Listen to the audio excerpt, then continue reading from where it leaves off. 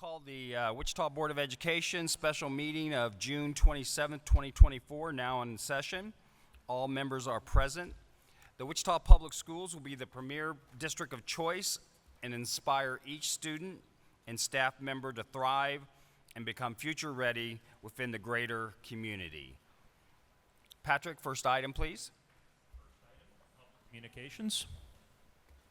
And if you would call the first, you have 3 minutes. Do we have a timer at this facility? Yes, I'm getting it set up. Okay. And our first speaker is Melinda Roca.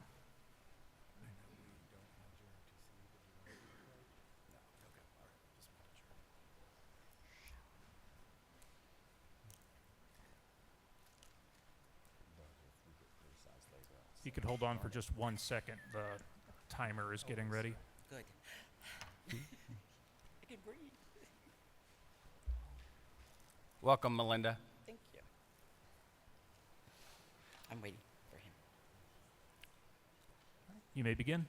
Okay, I have to talk fast, so I'm going to go fast. Good morning. Thank you for allowing me to come and to speak. I am one of the neighbors that this housing place will be directly in my front yard. And so I just wanted to speak to the board about some of the concerns we have. I do want to say that I thank Commissioner Batty and also Maggie Ballard. They did help some of the neighborhood people that are directly there. They talked to us about what actually is going to happen here. I still have major concerns about safety. And I know, I had written this whole thing out, and I have changed it 1,000 times to talk to you guys to get my 3 minutes in. But I think my main concern is that when this came up and Park was chosen, and I'm pretty sure you guys are going to go through with this, I was concerned that I am a former teacher of Wichita. I'm a retired teacher. I work my heart out for children and for families. And my concern was there's no families being served. There's no children being served. That's what the district does. That's your job. That's what we have always done. That's our concern. So that was one of my major concerns. And then when we found out that they're going to build, and that building of that is going to be directly where we are, directly impact us. Our concerns were, how are you going to separate that from where we are and who we are? So that our children can still play on the street, so we can still walk safely. Yes, we have homeless people that do come. We see 5 or 6. But in your mind, I want you to imagine 250 beds. 250 beds in that area. That's a lot. And not one bed serves a child. Not one bed serves a family. And I have, like I said, spoken a lot with Maggie and also Mr. Batty, and they have been amazing, and we've had a support from one of the board members. And I know with the district, I've been through budget crunches. I've had a salary that held for 5 years and never changed. And because my heart is with children and with families, we purge on. But I think we have to stop sometimes and think, how does this affect those children and that neighborhood? It affects us greatly. I am hoping, because I have heard that this is going to continue to happen. I know some of you have said, oh, it's just a business deal, and we're going to move on. Oh, it's just this, I know that you closed other buildings. Are those buildings going to sit and be $80,000 in debt to you per year? Are you going to repurpose those buildings? Some of those concerns, and I'm going to talk fast in my conclusion.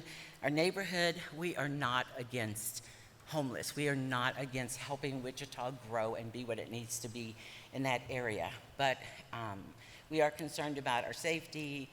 Our property values are going to drop between 15 and 25%. That is what we are looking at. That is what we have worked hard to make sure that we were okay.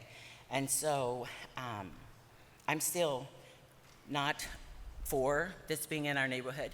I am still really having a trouble with that, how do we manage this? Melinda? Who's going to look at it long term? I'm sorry. Your 3 minutes. Oh, it's up, okay. Thank Okay. you so much. Well, I'm sorry, but thank you, and please just consider that. Thank Okay, you. thank you. Patrick, next speaker. Next speaker is Greg Roca.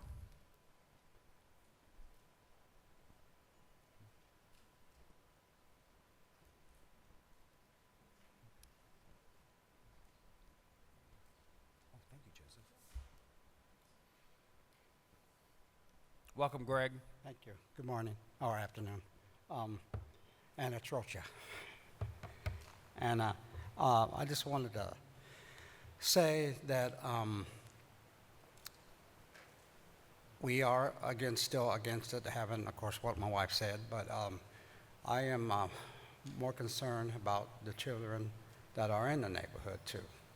That we have people in the back of our house that was camping out there, probably up to 15 people at one time, a couple of times. But, and they said this is an in and out thing, that they'll come and sleep and take advantage of the opportunities they're going to have to straighten their life out. But the problem we have is with the ones that don't want none of that. They're still going to be out there, and there's even going to be more of them out there in the backs and around the neighborhood. And as right now, we haven't been seeing that many. Nobody's been camping back there in a bike path. And we see once in a while a couple of them just taking naps back there, and they get up and leave, but there's nobody camping overnight right now, and half those lights are always out back there anyway. But anyway, we're just concerned about the neighborhoods and the values, and I would just hope you kind of consider thinking about that, because we have neighborhood kids that are out there playing all the time, and it's just anytime is not safe. But when you have multiple people, more numbers of people out there that are homeless, and we don't know, drugs, alcohol, and basically those are the ones that are going to want to take advantage, just use it as a place to go sleep, go in and sleep and come out the next day and repeat, And so that's our main concern, is safety and our property values. And basically it's just, we would, if it was going to be one for families, and I know there's facilities for families, but at that Park School, there was a lot of homeless families there too. And so, maybe you can utilize it as something for a latchkey for, the YMCA can bring in, latchkey or something, and just make a little money off of it at least and all. And I know the maintenance is high on it, and the budget don't always work out that way. But we just kind of want to consider maybe doing something with it in the neighborhood, other than just homeless men and women, which we're all want to help them. But there's 6 other sites they have that they could possibly be better areas, And we're just hoping you consider holding off on it, the vote, and just go through it and, think about it. Thank you, Greg. Thank you. Patrick, next speaker. Next speaker, Aaron Andrews.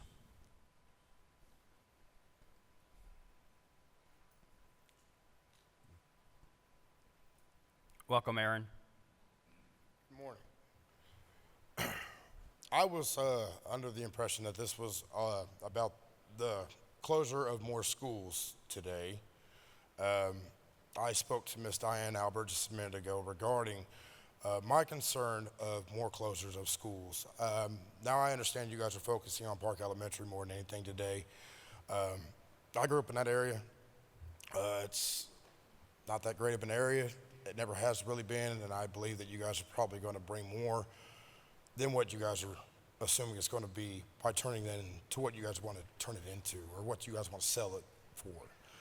But my concern also is the closure of more schools. You guys have already closed one of my kids' schools, and I have 3 total.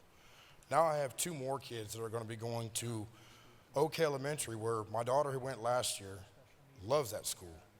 And now I have a 4-year-old going into pre-K, and my plan is to keep him in Oak Elementary. And now we don't know what's going to happen. I'm a working class dad. I'm a single father. I'm a truck driver for a living. It's hard for me to balance life, employment, and being a father and getting my kids to school all at the same time. I want you guys to really think about before you guys please finalize that decision on closing any more schools. That's all I need to say.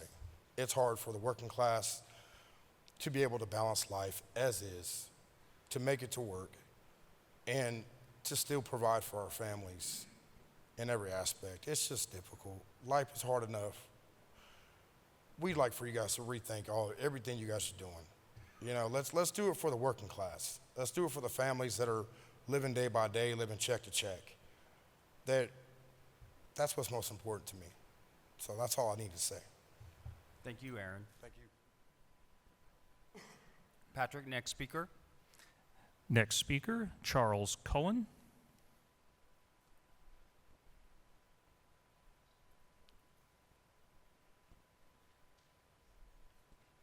Welcome, Charles. That's Dr. Charles Cullen, 35-year Midtown resident, former board member of the Historic Midtown Citizens Association and the Community Resource Center on Broadway. 45 years a professional educator and still teaching.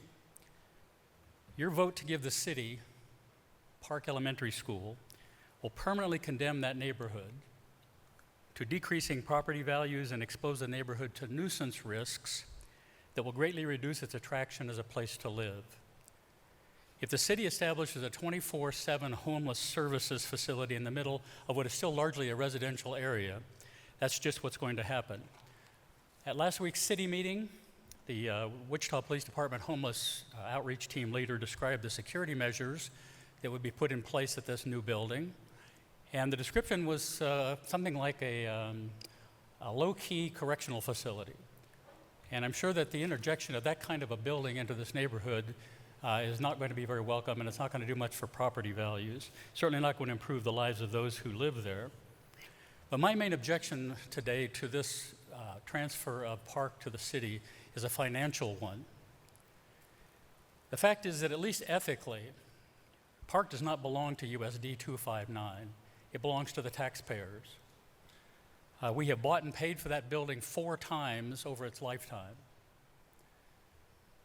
The only responsible thing that USD 259 can do is to sell the building, to take the money and use it to pay off some of the tremendous budget deficits that 259 is facing, and I'm aware of what all of those are. If you sold Park for, say, $1 million, the district could fund salaries for 15 or 20 teachers for 10 years. Taxpayers have footed the bill for Park for over 100 years via their property taxes. Bond issues in 2000 and 2008 had $500 million to that, and now there's a possibility of a third bond for another $500 million. Add to that the loss of the COVID federal relief money, which was also funded by taxpayers, which is supposed to be a stopgap, but which has turned out to just be something to cover up budget issues. There's a district in crisis, and one that can't be solved by offloading properties on a fire sale. With the cost of the original building, the ongoing costs and the bonds, as I said, we've paid this thing 4 times over, and it's not going to stop. If the city gets it, we have an immediate $4 million debt load that will have to be paid by taxpayers, and we will also have to take into consideration the future costs of maintenance, taking care of the facility, and the city itself admits there's a funding gap here that they don't have any money to take care of. So taxpayers are going to get the bill, I'm sure. So don't let pressures from the city, don't let haste deflect USD 259 from its goal of responsible financial behavior. Thank you. Thank you, Charles. Patrick, next speaker, please. Next speaker, Patricia Heilman.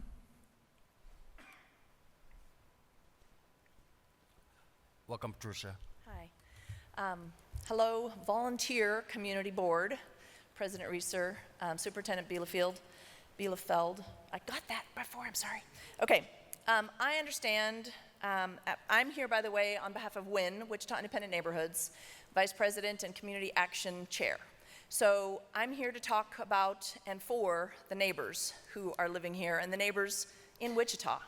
I understand your forward and correct thinking that the winter shelter needs to happen now for people to have a bed to sleep in this winter. right? And we don't want the city, we don't want our community faced with the same criticism that we had last year, which is winter happens every year, people. Let's get this done, right? And now it has to get done in order to be ready for winter. We get that. All of us get that. So I want to just recognize your smart thinking, your correct thinking in that, but I hope that you can feel and have empathy for your neighbors who have been our district's neighbors for over 100 years, right? Who live in this area and have carried and do carry a lot of our water when it comes to this homeless issue. 30 homeless services in this neighborhood. The jail walking distance, the Lord's Diner walking distance. They carry a lot of water. So when they're asking for a bucket, will you help us to say yes to Midtown neighborhood? When they're asking for a CIP or CAD, that's not your purview, that your school board, but you have influence on our city. You're the ones offering to sell this building for $1. So how about some contingencies that can go with that? Saying there are neighbors right behind who you've heard from who may want to be bought out of their property right behind the MAC. Let's say yes to them as a contingency to selling this building. Maybe that means they have to buy it for the cost of that and the school board buys their, however you need to do it, right? Let's make sure we're taking care of our neighbors and that when they ask for, Midtown asks for, our neighbors ask for buckets to carry the water, that we're providing those buckets. As good neighbors and as caring people who want to be a great place to live, right? We want Wichita to be a great place. We don't want our students and our families to be jumping ship and going out of district. We want to bring people in. So let's make this holistically communicate that we are all about being with Wichita and making our Wichita schools, our Wichita city, a great place to live.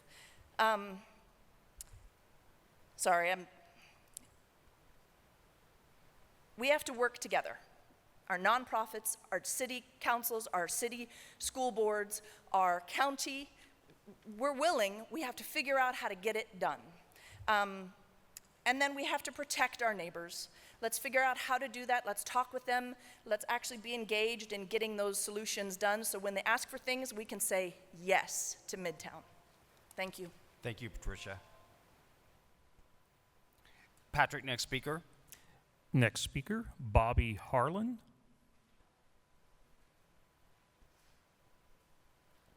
Welcome, Bobby. Welcome. Hey,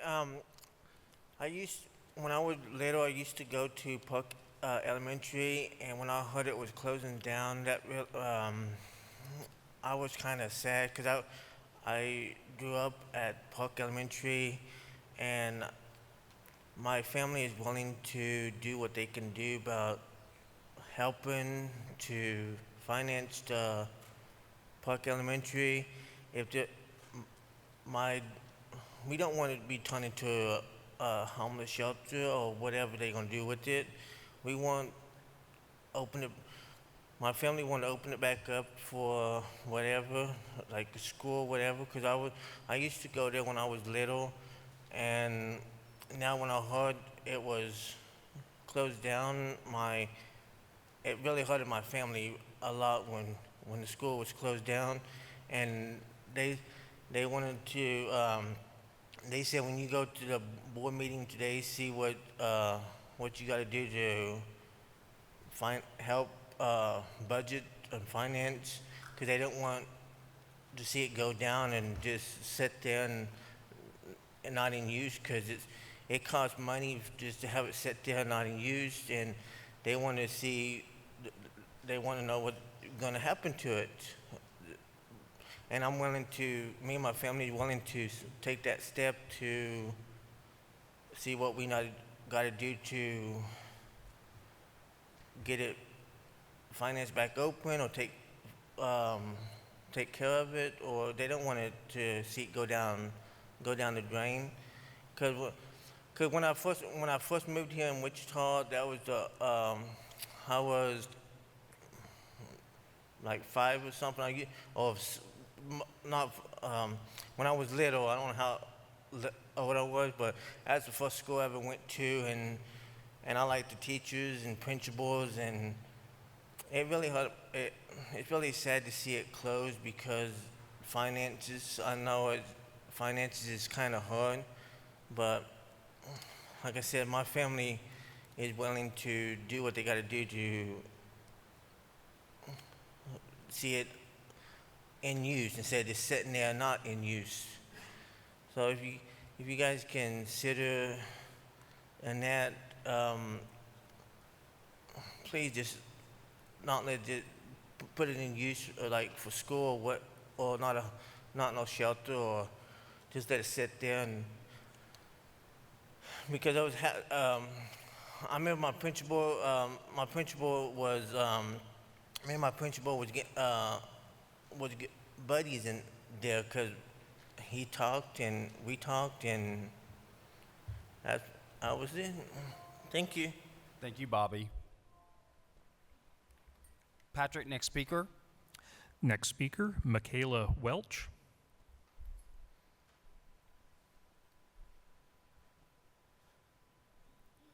Welcome, Michaela. My name is Michaela Welch, and I am the president of Historic Midtown. We are the oldest neighborhood association in the city, in a neighborhood that was created in the middle of the city because we started the heart of the city. So we have a lot of skin in the game here. My initial conversations were going to be about things that I realized were for the city council. And so I decided to pull back and say, what, as board members, do you care about? And that is, do you keep or do you sell this building? What I wanted to share with you is that Midtown has plans. We've long been a forgotten part of the city, one that moved a lot of significant shelters and help for homeless into, but we really quit investing into that location. And I'd like to tell you that Midtown sees an opportunity that is historic. We have 3,000 units moving into the downtown over the next few years. Where are those people going to then move? You create your life, you create your friends and your social experiences in a neighborhood. Why do you move from that? Well, you do if you don't have a good neighborhood school, but you also if you don't have a place where you can move with your community. And we're saying that Midtown is that community. A couple miles north, we have the homes, we have the opportunities so that those people that have moved into downtown can move into and revitalize Midtown. It's an opportunity we haven't had in a long time, but there's a piece of it that's going to be missing. It's a neighborhood school. People don't want to move into locations where the neighborhood school isn't a school, it's a homeless shelter. Now, you have to understand, in Midtown, we pride ourselves in what we do for the community. We carry the brunt of what happens for social services for this community. And if you talk to our neighbors, most of them are very proud of that experience, even though it puts pressure on us. But we do it because we had great schools, we have fantastic neighbors, and we have a purpose, a drive. We in Midtown need your help to continue that drive. We must continue protecting neighborhoods and, unfortunately, not closing the schools further, and also not turning them into the only place that will be housing homeless in Wichita. I am supportive of taking care of our homeless neighbors. I am very supportive. I am saying that we have an opportunity to do it different, and the park is not the place. Thank you. Thank you, Michaela. Patrick, next item, please.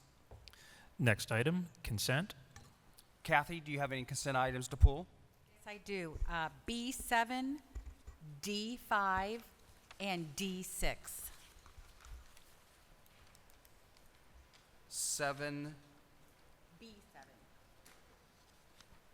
and then what else? B7, D as in dog 5, D as in dog 6. Okay. Julie? Melody? Nothing to pull. Diane? Nothing to pull? I have no consent items to pull. Hazel? Nothing to pull. Knock? Nothing to pull. I move that we adopt the consent agenda except for B7, D5, and 6. Moved by Stan, seconded by Julie to adopt the consent agenda items except for those 3 mentioned. All those in favor, raise your hand. Motion carries 7-0. Kathy, B7. Thank you. For those that don't have an agenda, what I have pulled is titled "The Sale of Property to River Knox Holdings, LLC, former Field Elementary School." We are being asked to vote to sell this school in the amount of $325,000.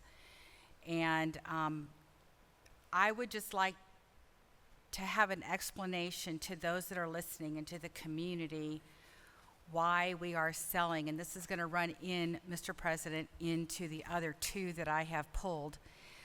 But we'll have to vote on separate, but But can I talk about them all together? absolutely. Okay, thank you. Why we are voting to sell field for $325,000, but yet again, we are going to push forward with $1 for Park Elementary.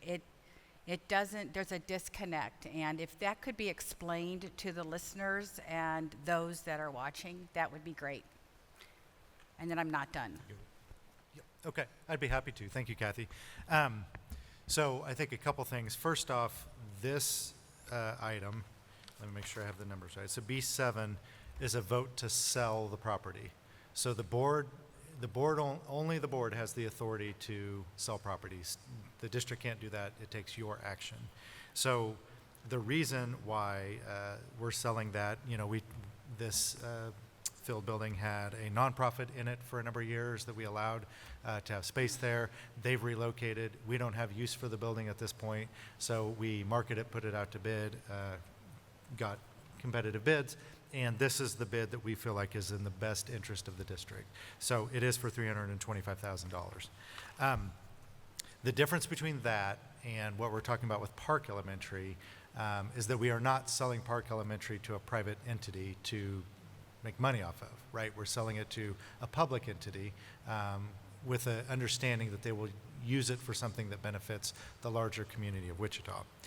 Also important to note that D5 and D6 are not a vote to sell anything. So D5 is a vote to surplus the building, which is a step we have to take now because of some legislation that's happened in Topeka.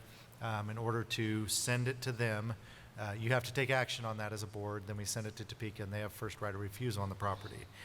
So a vote yes for that simply does that action. A vote yes for D6 then is to enter into an agreement. Susan and Dan have explained this to you guys a couple times, but essentially we're entering into an agreement with the city that we won't sell the property to anyone else while they do their due diligence on cost and impact to the community and all of that kind of thing. So within the agreement, within the D6 agenda item, is the agreement that the understanding we would sell this for $1. But some of the things that Trish brought up as far as suggestions would be open to negotiations as far as the board goes if we wanted to negotiate with the city about some of those things. So Thank you for Does that help? explaining that. Yep. I think that the community, as well as myself, have a lot of misconceptions about the details of this process. I'm now on D5, Mr. President.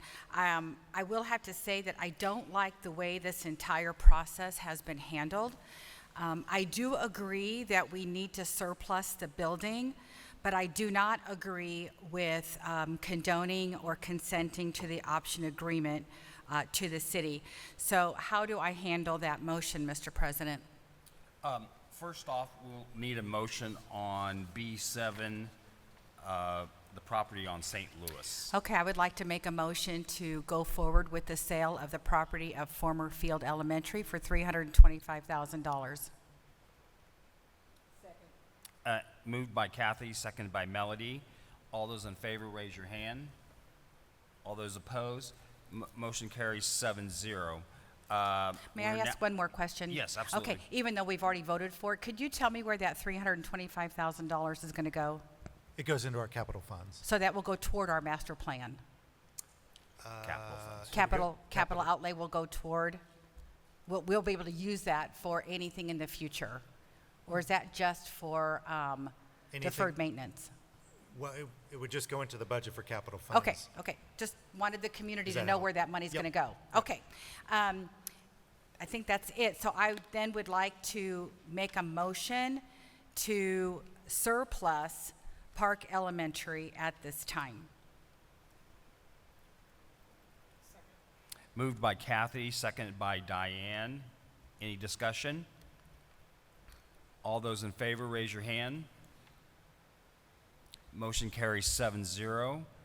D6, Kathy, the option agreement regarding 2025 North Main Street. Okay, although I cannot consent to this option agreement, we do need to find a solution in our city for our homeless. Like one of our speakers, I am not against finding the help that we need. I am against the $1 amount. That just does not sit right with me when we are in such a financial crunch right now. And we spoke last week in the workshop about a $450 million bond issue. I think it's going to look real bad if we're going to sell something for $1 and then ask our community for more money. So again, I'm going to reiterate myself. I'm going to repeat myself until we have exhausted every means and way to find more money. I cannot condone selling a building for $1. Thank you, Kathy. Diane? So I've had a lot of discussion with community members and people since the dollar thing has come up. And I understand at first glance that the dollar seems egregious at best.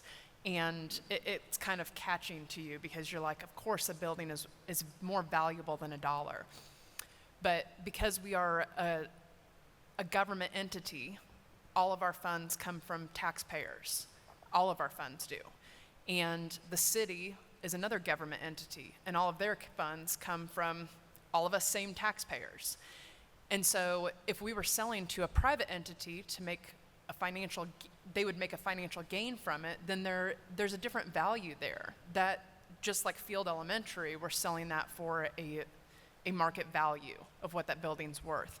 Selling it to another city, selling it to the city is using taxpayer funds. So basically we would make the taxpayers pay for that building multiple times over again. Because we get taxpayer funds, the city gets taxpayer funds. It's a transfer of ownership, basically.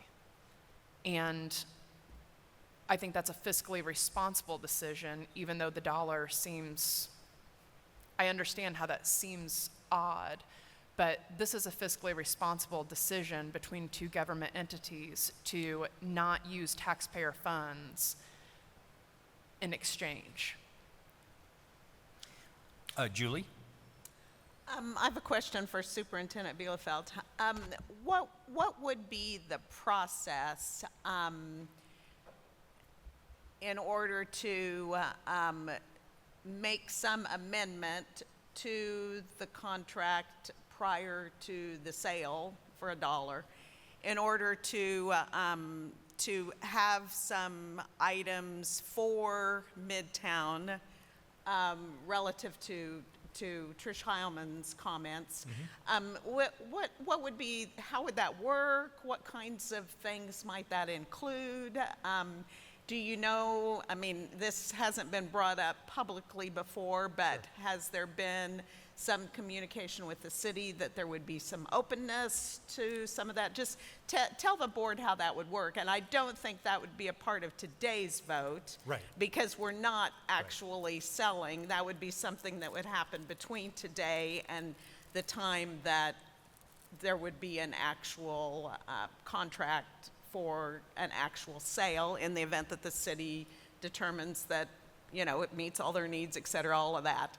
Right. But just tell us what could potentially happen that would modify the actual sale agreement. Sure. So I can answer some of that. I can answer the how. I can't answer the what. So the how would be, and this is the exercise of options, so I'll just read it a little bit so everyone knows. this is what the kind of the parameters at this point, the terms and the form of the real estate purchase and sale contract to be negotiated to the mutual satisfaction of both parties. Okay. Okay, so the mechanism would be saying, hey, Kelly, yeah, what about this? What if we included this or that? And we have that ability unless, 4 of you will vote yes to the mutually satisfied with the sale, then we wouldn't sell it, which comes at a later meeting, right?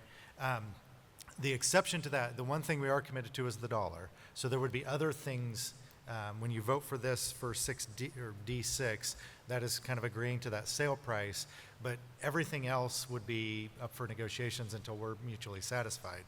Now, that's where my knowledge ends. What can we put in that? Can we do what was suggested here? I really have no idea. But if those are ideas that the board would like to say, hey, we'd like to explore, we'd like to do blank, blank, blank, we can definitely explore that and we can find the answers for you. So I just don't know what our limitations are when it comes to those actual negotiations. So does that answer your question? It does, thank you. Melody? Thank you, Mr. President. There's been some really good discussion at the board table up to this point, and I'm sure that we'll continue to have additional discussion about it. When we think about, I think there are legalities that come into play when we look at that dollar setting, when we're looking at being able to option and or, you can't say the term gift, a property from government to government. So is there someone from legal that can explain why it has to be for the price of $1? Well, Susan explained last week. We could, if Susan would want to come forward and answer that again. Susan, can you explain that again for us? Well, I think, are you asking about the philosophy of why we did it? No, or- not the philosophy, but just the dollar. Because we have to have, we didn't want to gift. I think you have to put a dollar amount. Right. So that was where that's where we came up with the dollar. It's not like, it wasn't like it's worth $1. Right. It has nothing to do with value. It's just symbolic, that amount. So I just simply wanted to say that we're not devaluing the property as a board, not at all. But instead, that's simply the way that we had to do it. And then when we look at relationships, and actually it was Diane that alluded to it very well, there is a relationship from government to government.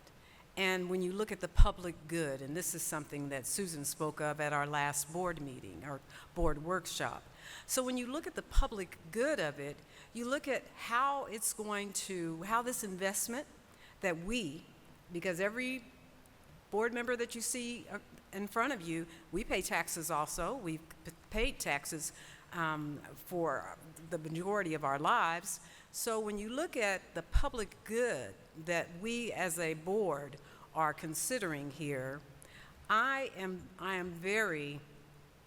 comfortable with looking at not, once again, charging taxpayers again to purchase property that we've already paid for. We can't do that with when it's government to government. But you can clearly see the difference in when you're looking at when it's for retail, because that's what the item number 6 it is. Yeah, that is it number 6 or number D7 actually? B7. B7. So originally I'm in the D's. That's what that will be doing, is actually selling the property, and then they're going to place a value on it and build apartments, create apartments, and sell it again. So I can understand that. And I believe Susan last week also talked about how there are several instances and examples of our board, not as necessarily us sitting as board members, but former board members have agreed to, in essence, gift our building when we felt that it was for the community and for the public good. So I keep saying that word because that's really where I'm coming from. I can't speak for everyone on the board, but I'm coming from a public good perspective, and I'm looking collectively, I'm looking at the larger public, not just one segment of the public, but I do understand clearly, I clearly understand that there are feelings when you live in a community, in a neighborhood that is contiguous or just right next to something that you either have adored in the past and it's going away and it's going to be changing and morphing into something different. I understand that. I believe we understand that. But I'll say it once again, and I will end my long little essay here. We are doing this for the public good. That's really what I have in mind. Thank you. Thank you, Melody. Kathy? Mr. Superintendent, can you tell me if Park Elementary has been appraised and how much the appraisal was? Yes. I just got the information hot off the presses. $750,000. $750,000. And that was somewhat recent. I don't know the exact date, but Okay. somewhat recent. Thank you. Yep. Any other discussion or any motions?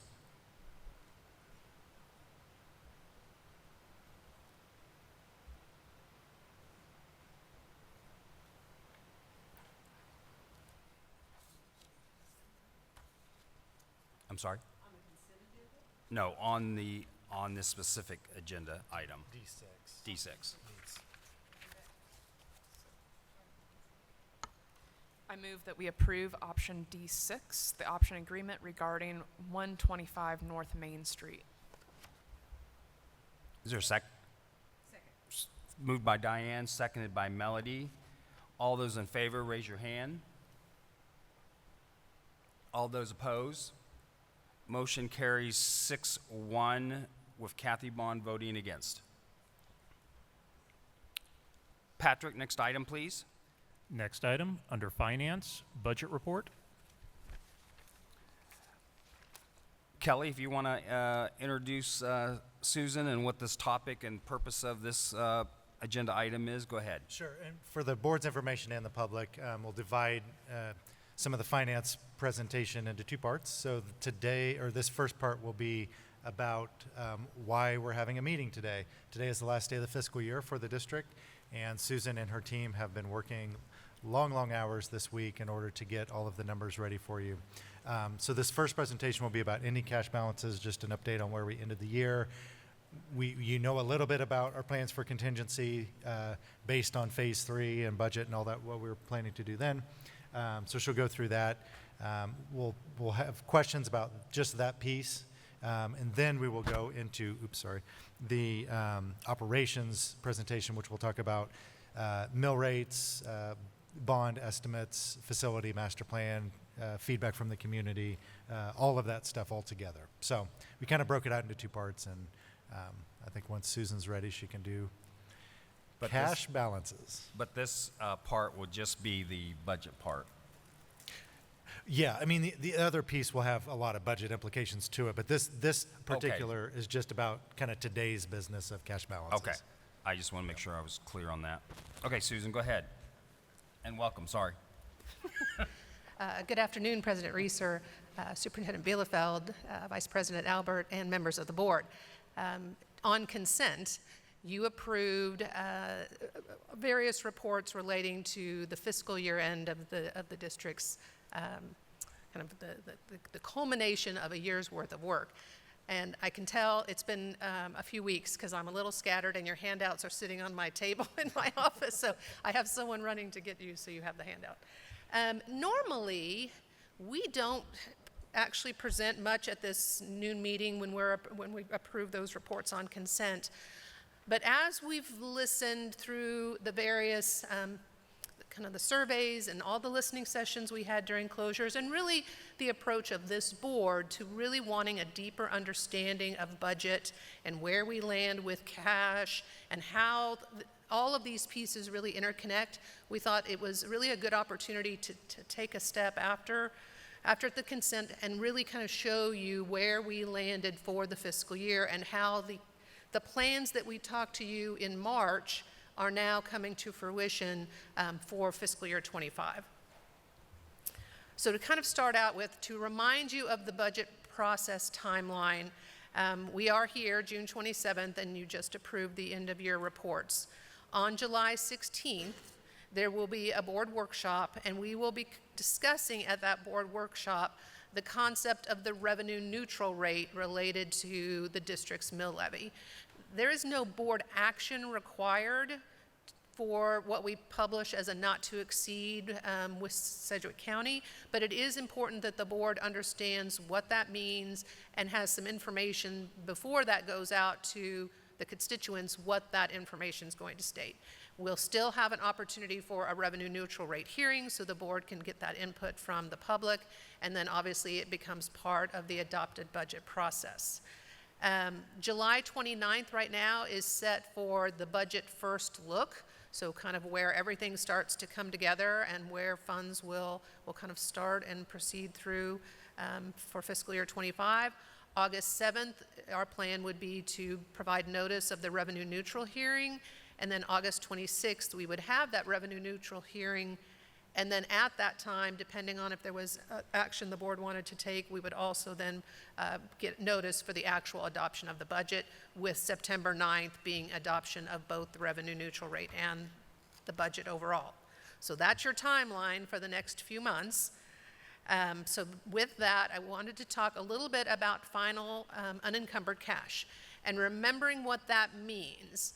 Unencumbered cash in a particular fund is the actual dollars left after all the expenditures have been recorded and all of our purchase orders have been recorded. As far as there is a legal obligation to pay someone, we've made that obligation and that has been recorded, and so we reserve those funds for those orders.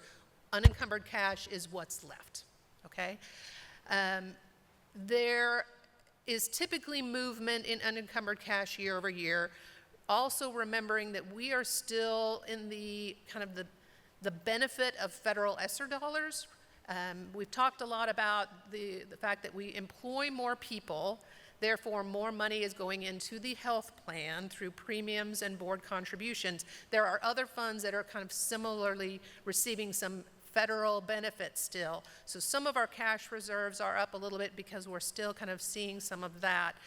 They'll all start to go down as we come out of ESSER dollars. So we're probably kind of at a peak from a cash perspective, and we'll really start to get back to what I would call normal cash reserves over the next year or two. But we did have some movement I wanted to discuss. The bond and interest fund itself, as far as kind of where the cash sits, that increased $9.1 million.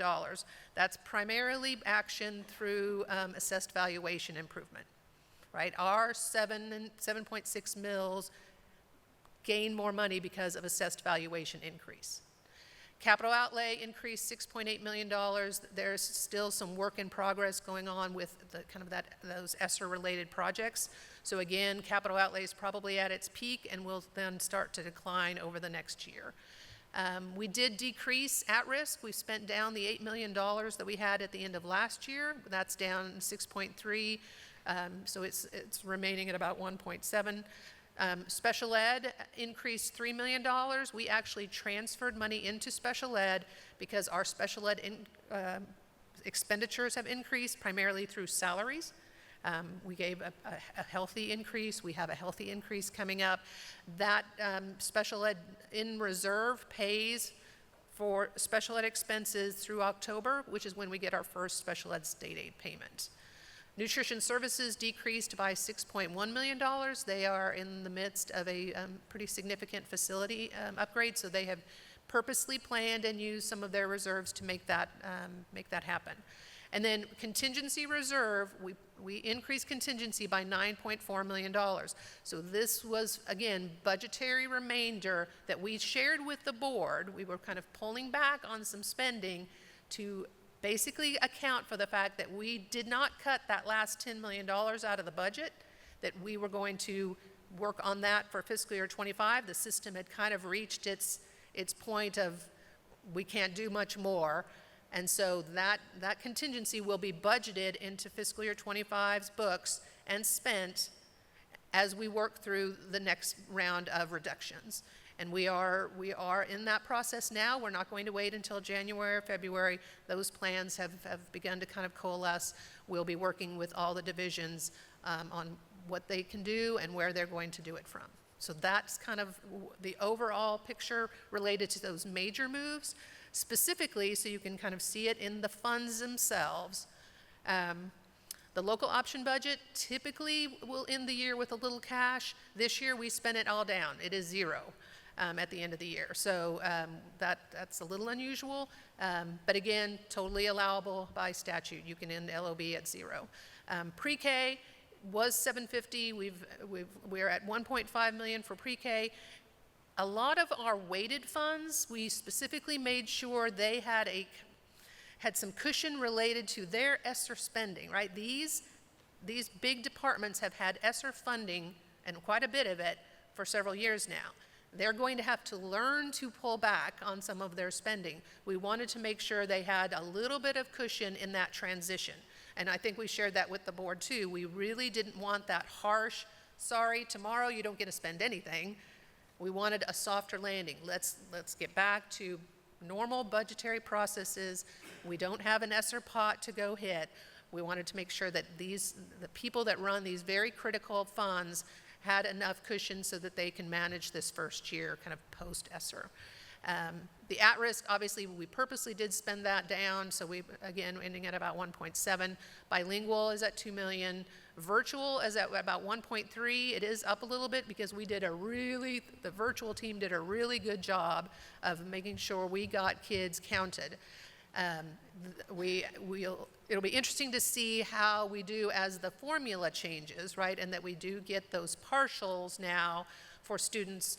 Instead of a 0.9 student getting a partial of 2,800, they're going to get a partial of 5,600. So this fund could actually see some increases, and we might be able to do some kind of expansion in the virtual program itself. Again, we talked about capital outlay. Latchkey is up a little bit still. They are actually kind of been receiving some leftover ARP money. And so they will be developing kind of an overall spending plan to get that balance down and having some reserves, but not at the current level. So again, another fund that's been benefiting from ESSER-related grants, and that will be able to do some things maybe that they haven't been able to do because of kind of tighter funding until they get back to kind of a more normalized balance. Nutrition services we talked about. Professional development, we normally in this fund with about $1.5 million to $2 million of cash carry forward. That's pretty normal. But we definitely wanted to make sure that the initiatives that we are kind of in the midst of working, letters, restorative practices, some of those big ESSER type initiatives, that there was some kind of finishing work that could be done. And that's what's reflected in this particular fund. Parents as teachers, that's the match that we're required with that particular grant. Pretty stable there. Summer school's pretty stable. Special ed we discussed. CTE, the vocational fund, again, same ESSER soft landing. They've been the recipient of a lot of ESSER improvements and equipment, so we definitely wanted to make sure we could handle whatever might be in that first part of the new fiscal year. Non-federal grants, we'll just spend those according to the grant requirements. Special liability is down. The self-funded health reserve, again, I just mentioned that that's a particular fund that has benefited from ESSER funding. That's your health, your work comp, your disability, your property casualty, all of those kind of insurance reserves live in this particular line. It is up a little bit, but again, about where it probably needs to be for a healthy health insurance reserve.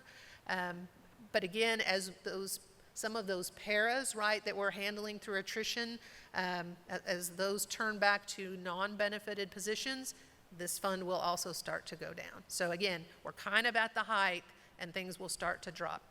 Contingency reserve, this is where we showed you, and we talked about this a lot, right, that we would be pushing in some money into there, and we may actually need a little bit more than the 10 million as we go into developing this budget. So don't be surprised when we come to you with that first look and you see more coming out of contingency. So again, spending those dollars down to get those cash balances back to where really they probably should be in the long haul.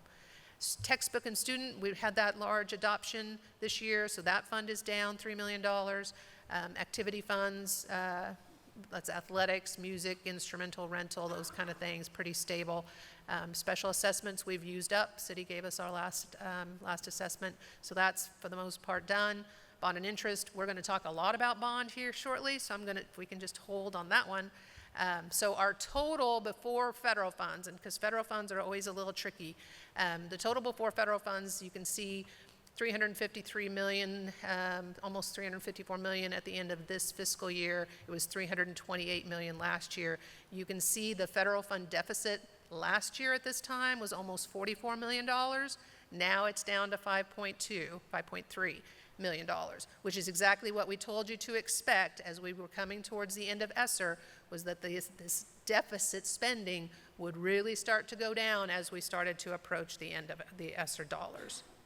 So unencumbered cash is going to look really pretty wonky on those 7/1/23, 7/1/24, but there's a plan for every single one of those balances, and there is a plan to come down. So I just want to make sure we're all on the same page on that. As we look at kind of the operational pieces, though, so not your health plan reserve, not your bond and interest, really not even capital outlay, how we pay staff, how we educate kids, the operating budget, right? The operating cash is up, less than $10 million. Those are the LOB, the weighted funds, your professional development, summer school, parent education, contingency, textbooks.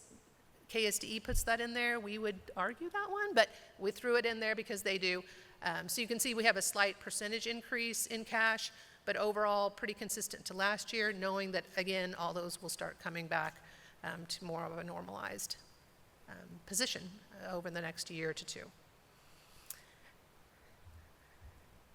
Just to refresh the board on the revenue neutral timeline. So because the governor signed the tax relief bill, counties now had until July 1st to give us what our revenue neutral rate is. And actually the county got their revised numbers out end of day yesterday, and I apologize, I had zero time to go and actually embed it in this particular presentation, so we will cover that at our workshop.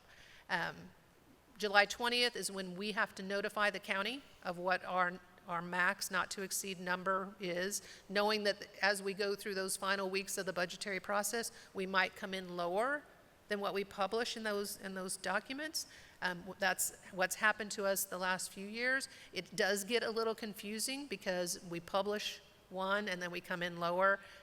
You can't go higher than what you publish, but you can be lower than what you publish. And so we've had a little bit of that. I think it will help us that there's no major changes to state budget forms, so hopefully we'll have a little bit better number by the time we have to mail that to the county. We won't have those kind of swings, at least not to the extent we've had. Then, as long as we're between August 20th and September 20th for the revenue neutral rate hearing, we've got a deadline of September 20th to submit the budget to KSDE, and then by October 1st to the county clerk. That's assuming we're not revenue neutral. If we're revenue neutral, then that timeline accelerates. So with that, related to cash, not the bond discussion we're going to have, does the board have questions for me on what we covered? Knock. This might or might not be relevant. What's the anticipated budget deficit for the upcoming fiscal year? I'm sorry, I'm not catching it's a little reverberating, so I didn't quite catch it. What's the anticipated budget deficit for the upcoming fiscal year? So from the work that we did, right, the work that we did as far as permanent ongoing reductions, we got to the 30 and change, right? So we're carrying that $10 million over, 10 to 12, over into the fiscal year 25 budget.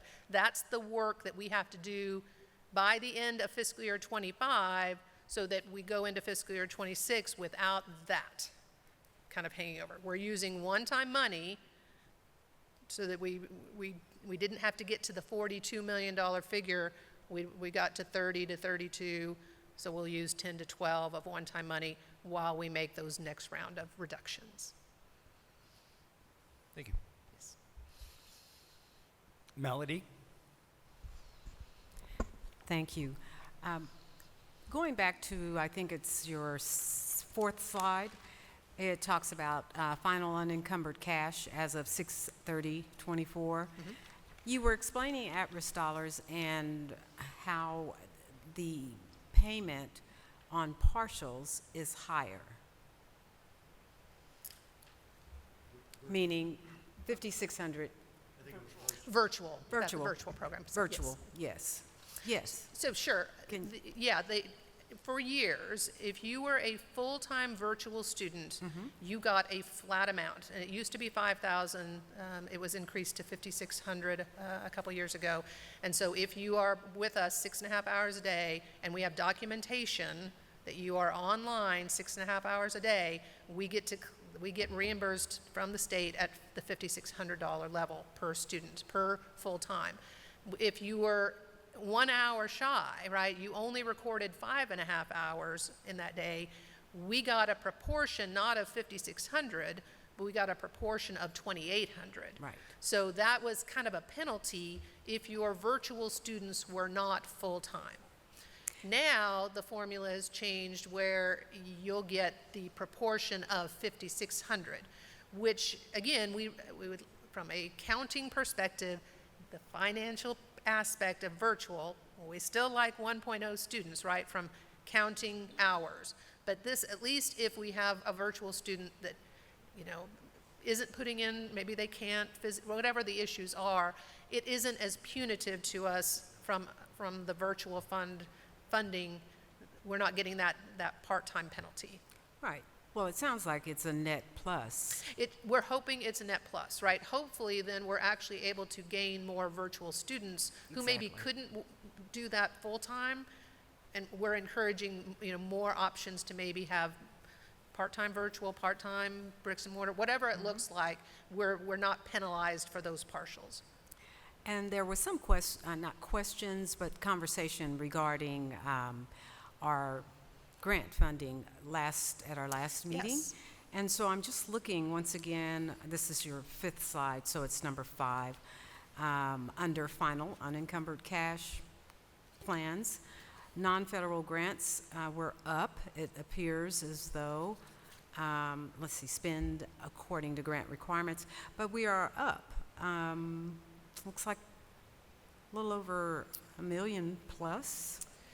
Yes, so some of those grants, some of them are small, right? They're, 10,000 for this, 5,000 for this. So, and there are a number that have kind of a spending plan going into next year, right? But as of 6/30, right, that's probably more timing than a whole lot more. We probably just didn't spend.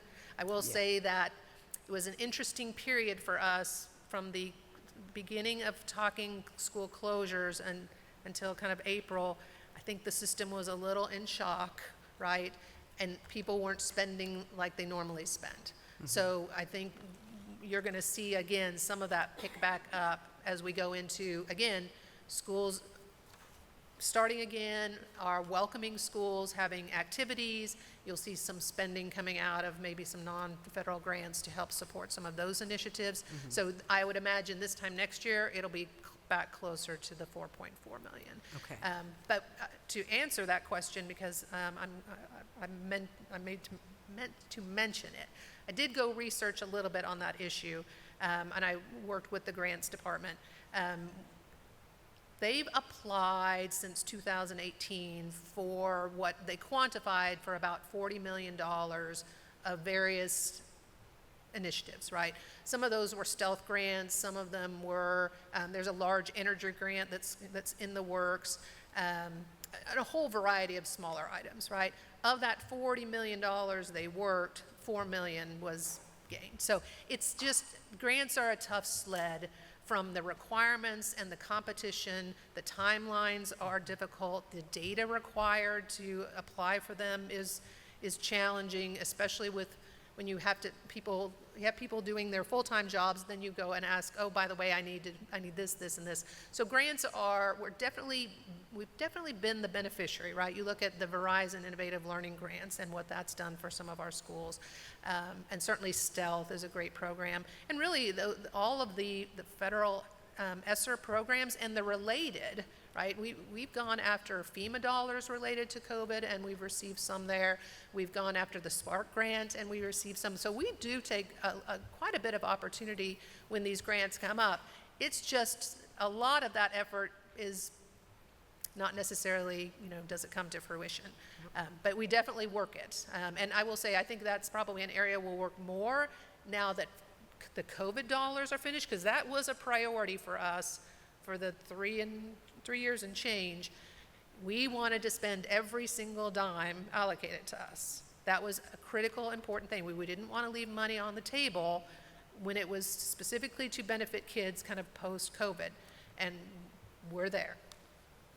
And my final point to make, this actually kind of wraps into what Member Vong was asking about in terms of our deficit. We actually are using contingency dollars, approximately that 10 million, and it may change. It may change, but we're going to use the contingency funds so that we're not carrying that. We're going to attempt to, in 2025, to be at zero. Well, right. So you cannot operate your budget in a deficit, right? The budget has to balance.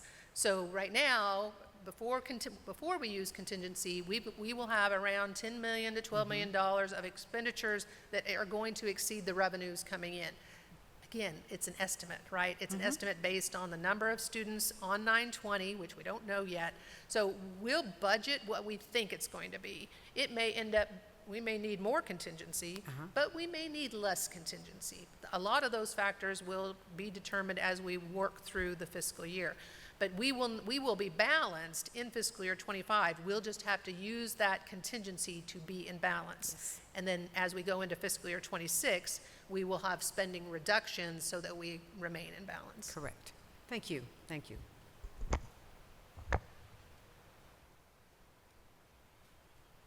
I think we can proceed with the second half of,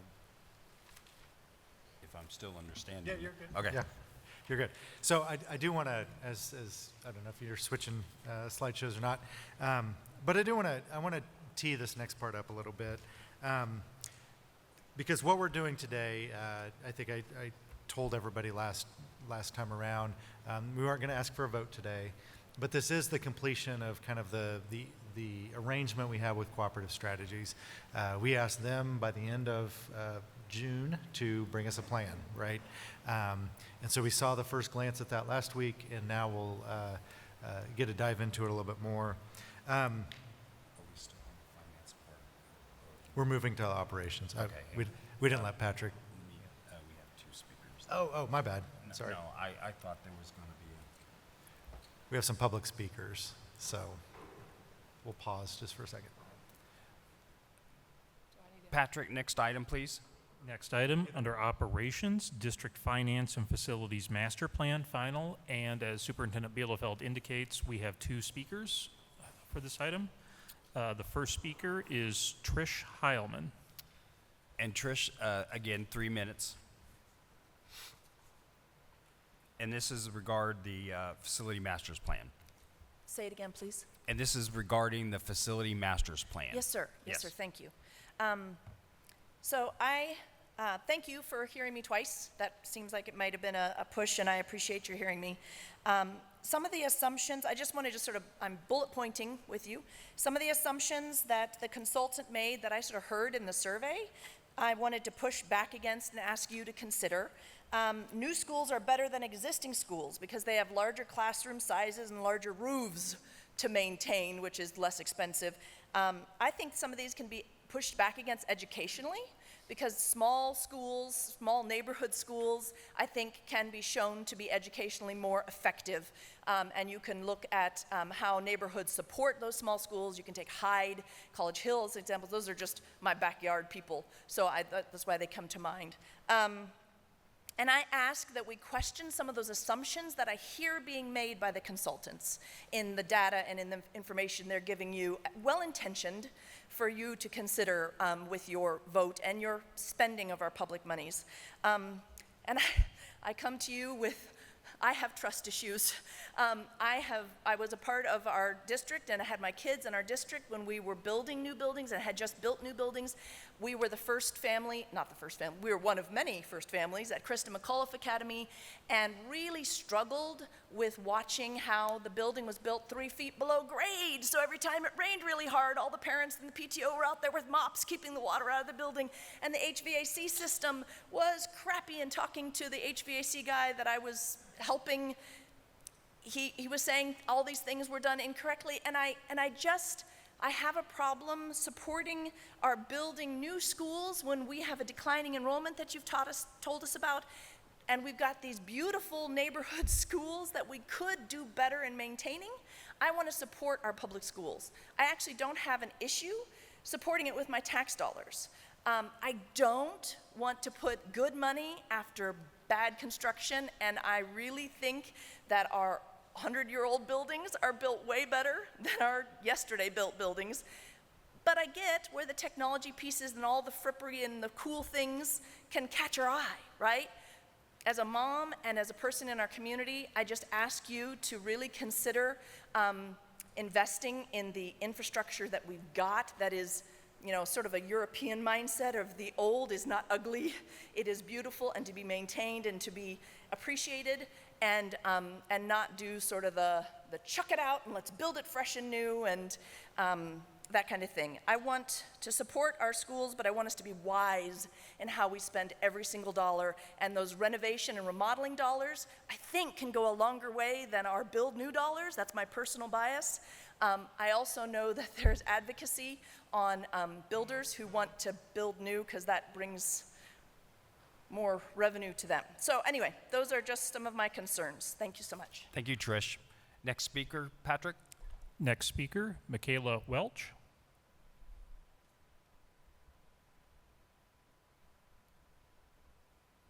Welcome again, Michaela. And thank you again for letting me come up and speak to you today. I'm Michaela Welch, and I am still president of Historic Midtown. We'll see how it goes by the end of today. I did want to talk about what we're asking our city to carry, and that we're looking to try to build new schools, take care of our students. I don't doubt that each one of you volunteers up there is trying to do your best for our neighborhoods. And so I want to say first, thank you. But I also want to make sure that we are taking a look at what is the right thing to do for neighborhoods. The city has invested a lot of time, energy, and money on Places for People. Right? What is Places for People? It is the outlook for the city on how they're going to continue to grow and develop. And one of the points of Places for People is that it is neighborhoods, right? You have neighborhoods, you have schools, you have churches, you have fire departments, you have your police stations, you have them all in neighborhoods. And that's a change from spreading out as far as we possibly could go. So we're coming back in and we're saying neighborhoods are important. That's what the city has already spent since 2019, their budget on creating. And now we're saying from a school perspective, when we know education is driven better by smaller and neighbors, that we're going to spread them out and we're going to do it significantly in a neighborhood that is going to be impacted more. Most of these school closures that we're looking at are going to be in a district where they benefit from smaller schools, smaller classrooms, but they also benefit from stability. And we're not changing the outer core. We're not looking at some of our more wealthy neighborhoods. We're looking at the ones that it is more difficult for the people who use your services to make those changes. And we're looking at creating bigger schools in other locations when the entire plan for the city is places for people. And I will always argue that if you want to go out to the suburbs, Wichita's done a really good job of saying, come to work here, come play here, but go educate your children someplace else. And I think we have to get better about saying we are the best place to educate. And we're going to do that by saying we have a neighborhood school for you. We have a community that is created for you. And we're going to work together with the city and the schools to make places for people. Thank you very much for the opportunity to speak again. I appreciate it. Thank you, Michaela. I'm sorry, Kelly, go ahead. No, that's all right. All right, Patrick, I'm going to go ahead and move on to the next item. So, all right, so we are here to talk about the plan that our two speakers just spoke about.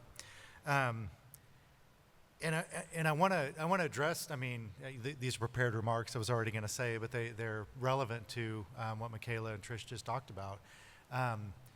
You know, in a district our size, we're dynamic, right? And I've spoken in other meetings about you know, change in demographics and change of community over 150 years. There's been, you know, several schools that have had to be closed over the years. This isn't one I mentioned last time, but Anderson Elementary on the south side of town was a consolidation plan. Anderson was built as 3 other schools closed, and they were put into one larger school. So this is something that probably every Board of Education comes up to. To do this on a more regular cadence makes it easier, I think. We haven't adjusted boundaries for our schools for years. We haven't built new schools for years. We haven't adjusted to what's been going on in the community, and now I think we're, you know, that's part of why we're at this point. We're trying to decide what to do. But in a lot of ways, I think we've spread our resources fairly thin. And do we want a neighborhood school in every square mile of the city? Would that be ideal? Probably yes, right? Can we afford that, and can we resource it? No, we can't. You know, one of the speakers spoke about OK Elementary. You know, OK Elementary is as far away from Black Elementary. I mean, I think it's less than a mile. Can we sustain schools that are that close together all across the city? I think that's the decision we have to make, right? It's not that we don't see the value in those schools. My wife's student taught at OK. My brother-in-law attended OK. OK is an amazing place, right? But how do we staff and resource these so that we can be equitable all across the city? Our budgets are strained. We're spread too thin. And I'm hopeful that this plan, the public sees, there are some more consolidations where we have to, we're looking at, you know, combining buildings into something that's bigger. Not bigger class size, bigger classrooms, which are more conducive to teaching. I would push back on that. I think the way we teach today requires more space than the classrooms that were built for 700 square feet that desks only sat in rows. But that's more of what we'll talk about later. The bottom line is, I think for our board and for me and our vision, we want a world-class education. We want every kid, you know, Aaron came up and talked about OK Elementary, and you know, I feel for him, you know, single dad, working man, cares a lot for his kids. I want him to feel like he has a great education, whether that's right next door, a few blocks away, or wherever that is. I mean, I think that's our ultimate goal. So as we look at that goal, how do we do it? How do we resource it when we've had somewhat steadily declining enrollment? And that's why we're trying to create a plan that gets us there, right? A plan that gets us closer to that. And I would lift up, you know, at Marshall, at the listening session when we were closing school, Michaela spoke with me directly. And she said, I'm an advocate for Midtown. You know, we're losing a school in Midtown. That's part of why Irving is on the plan currently, was my discussion with Michaela. Irving's in Midtown. I mean, a new school there, she's right. It could be a draw for that neighborhood. It could be a rallying point for the parents there and the community there. And it's somewhere that we relocated some of the Park Elementary kids to Irving, and maybe they could get a new school through this plan. So it's not, the feedback isn't lost, right? The feedback is real. We do listen. We do try to respond to it.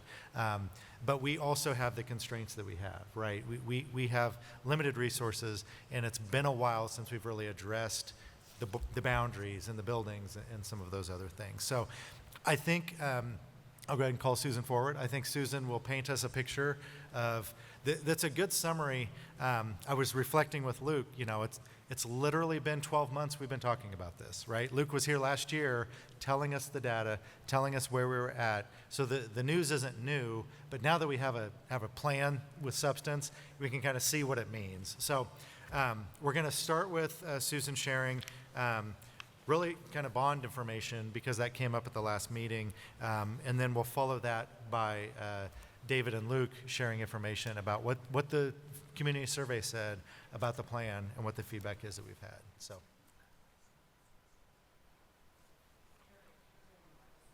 Okay. Susan, take it away. Good afternoon again. One request for a small indulgence. I think when I speak to the board, sometimes I'm so concerned with the questions, right, you're going to ask me that maybe I'm not as prepared for. I was remiss in not actually doing a huge shout out to the financial services staff.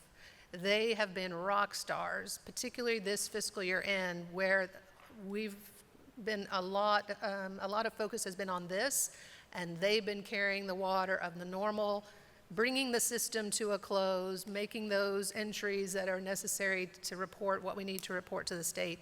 And certainly our supporting partners in facilities and operations, purchasing, supply, all of those areas that really have to kind of stop with us and kind of wait while we finish the fiscal year. So a huge shout out. My staff know I think they're the best. So anyway, I wanted to get that in.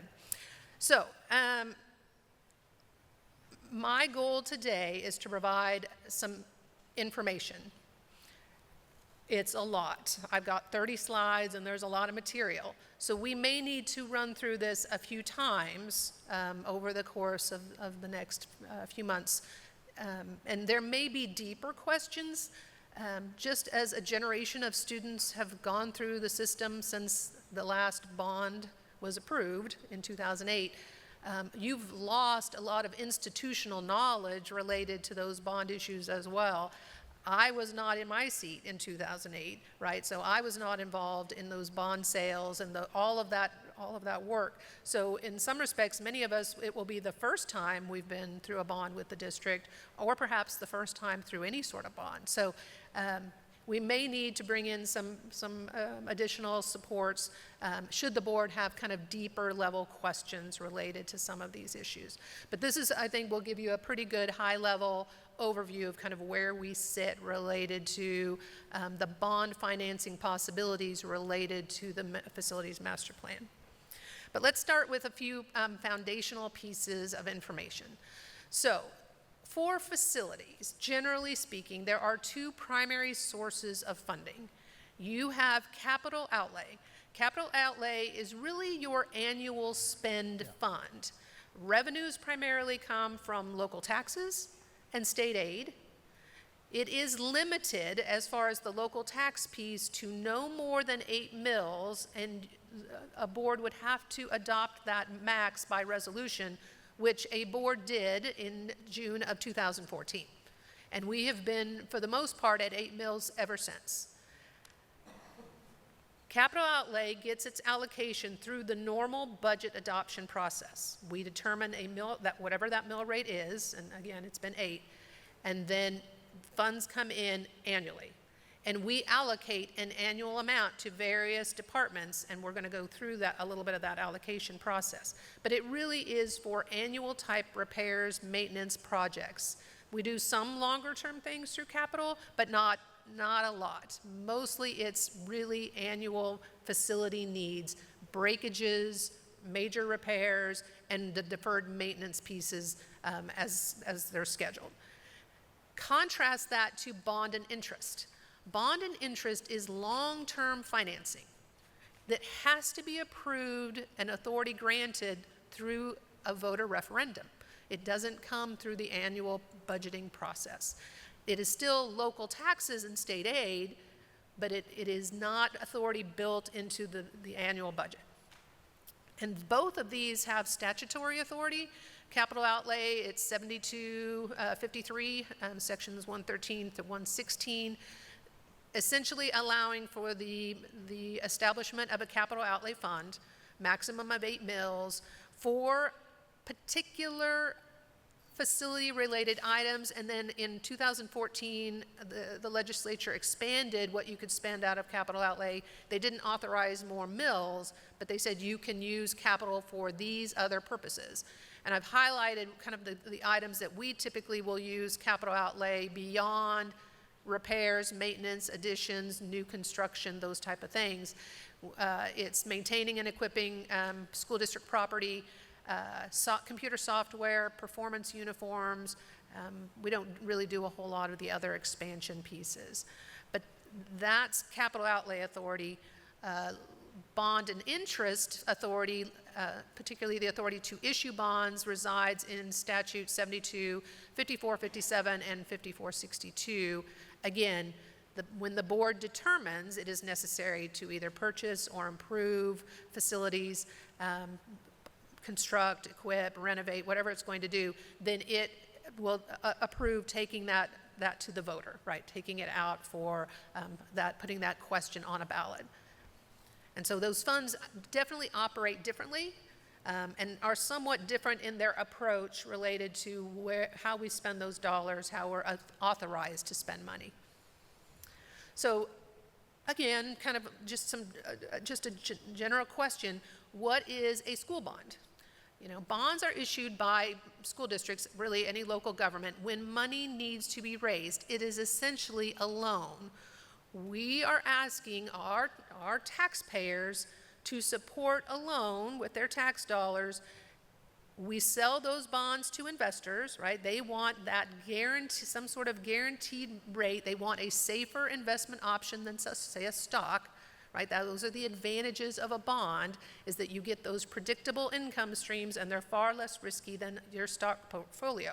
So you see investors often have a mix of stocks and bonds. They tend to have more bonds as maybe they get older because they can't handle the volatility of the stock market.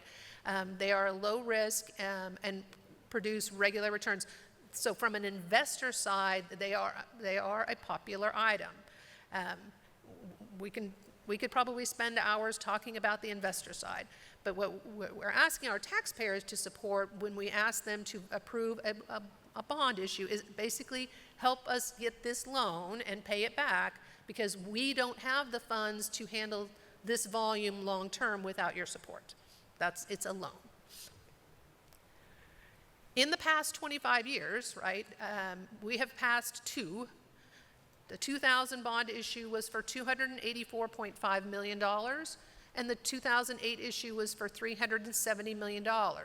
So in that 8-year period, those boards of education approved $654.5 million.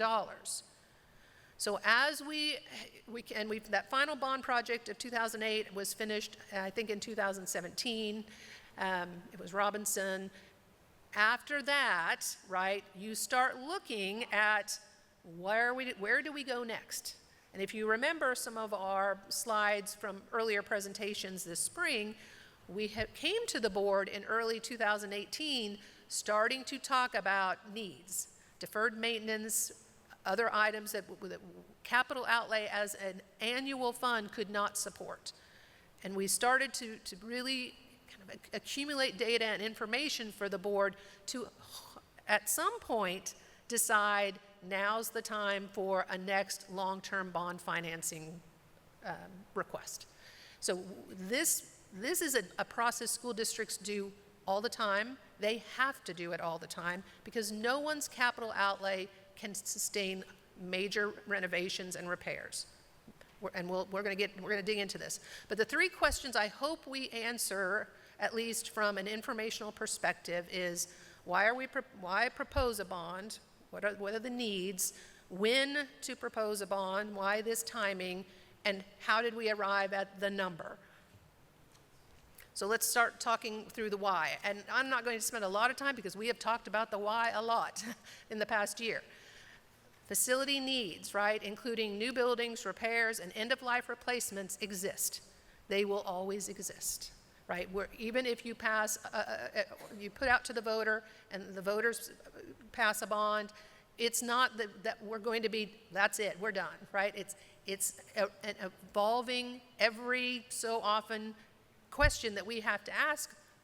Can we sustain at the level that we need these buildings to operate at with the dollars we have, or do we need to go get financing like you would if you buy a house, or if a company is making an addition to a manufacturing facility? They don't have the cash sitting in an account. They have to go to the bank and request a loan.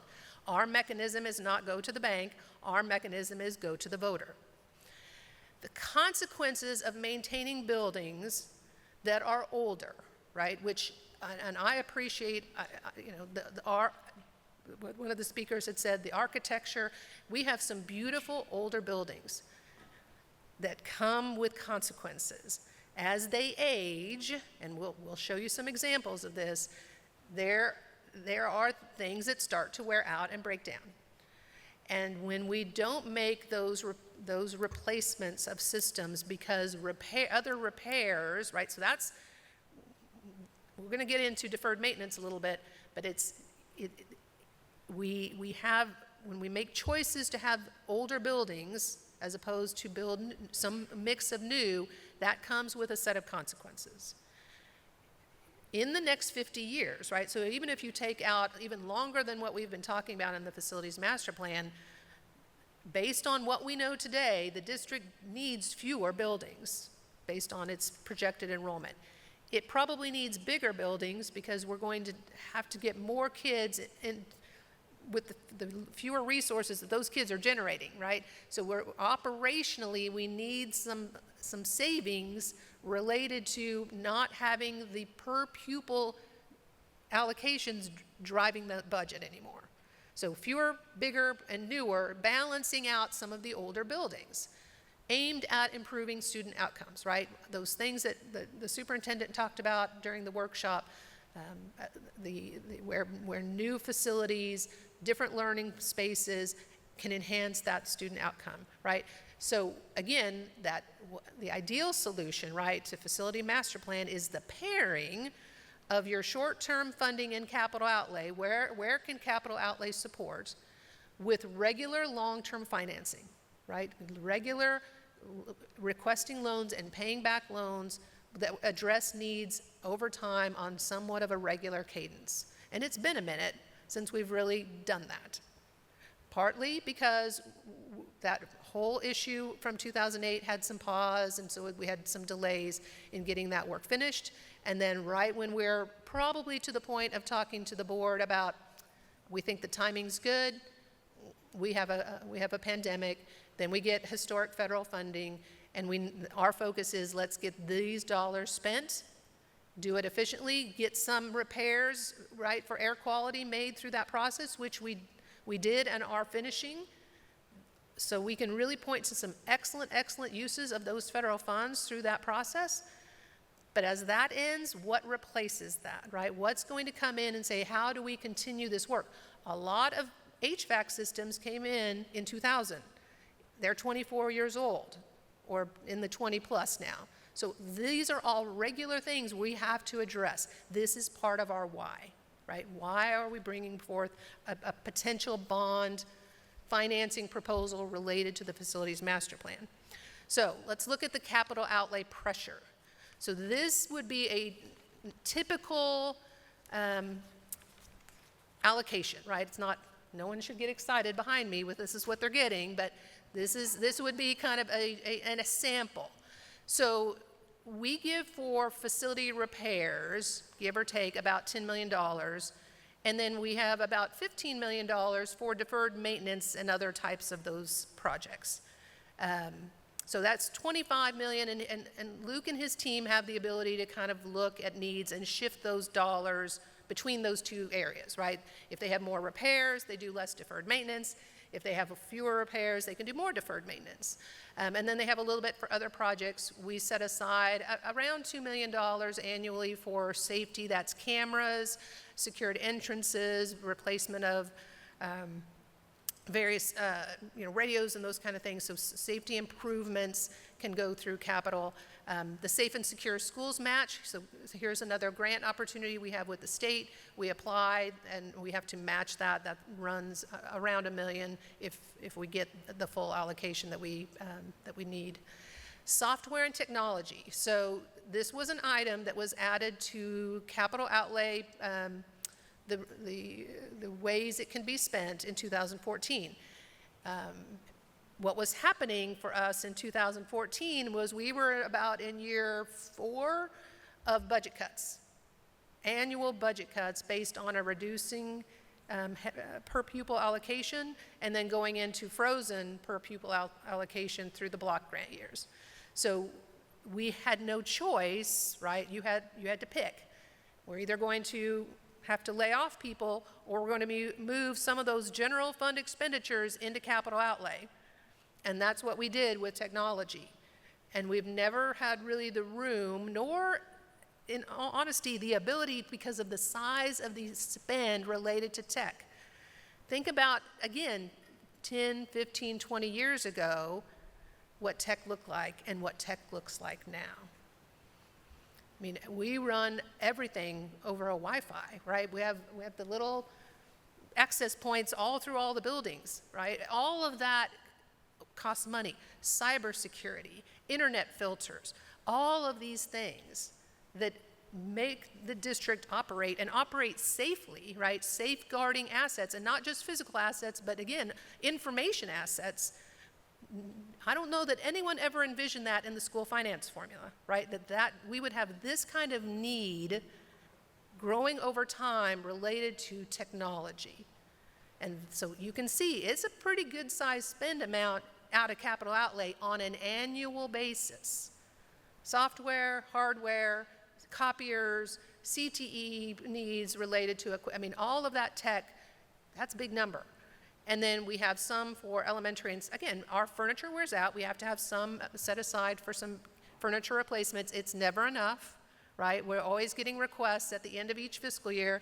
Is there anything left we need? And we're like, no, sorry. We don't have it. And then there's some salaries, and then we also then keep some back for those things that really Luke and his team can't have anticipated, and we don't really want him to stop his projects, so we keep a little bit back, and typically he gets most of that anyway, right, because things are happening. So that's about $50 million, 52 is what we have on here for the sample allocation for 25 annually that goes out. You can see that very little, less than half, is going to repairs and deferred maintenance out of annual capital outlay allocation. So when we look at can capital outlay be the answer, it cannot be the sole answer. And then the question of, well, how did we get here? Luke said, even just to start getting us back to kind of no deferred maintenance, he would need $156 million a year. We're giving him 15 for deferred maintenance. That's a gap, right, of $141 million a year. 10 years later, we're at $1.4 billion of deferred maintenance not done because we have a gap. That's how we get here. We don't have the dollars outside of what we get annually in capital outlay to meet the need. And even if we had done, right, even if we had kept up a little bit more, right, maybe we didn't have as many repairs, maybe we wouldn't have had to move technology into capital, even if you take less than half of that, right, $75 million a year in deferred maintenance contributions, that's what we're using. At $15 million a year, give or take, even if you went up to 20, you still have a funding gap. Over 10 years, $600 million. Over 20 years, you're back up to $1.2 billion. This is why we got where we got, and it's no one's fault. It's not mismanagement of funds. It's there isn't enough in capital outlay, and capital outlay was never meant to do those kind of major projects. That's what bond and interest long-term financing was meant to do.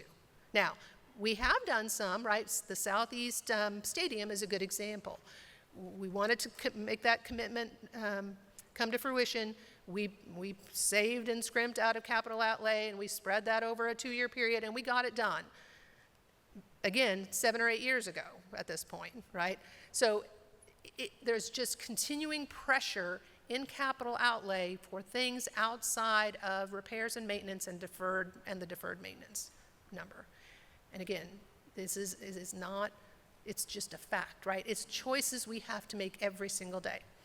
And we make those choices particularly related to deferred maintenance because if given the option of making a repair that's impacting students immediately and doing a deferred maintenance project, what are we going to pick every time? We're going to pick the repair, right? Because that's what impacts our kids, right? They have to be in a safe building. They can't have water spewing out of the sewer, right? They can't have a leak coming in the ceiling. So we will have to then make that choice of, gosh, we had a window project over at North. Well, now we have a major repair over at North.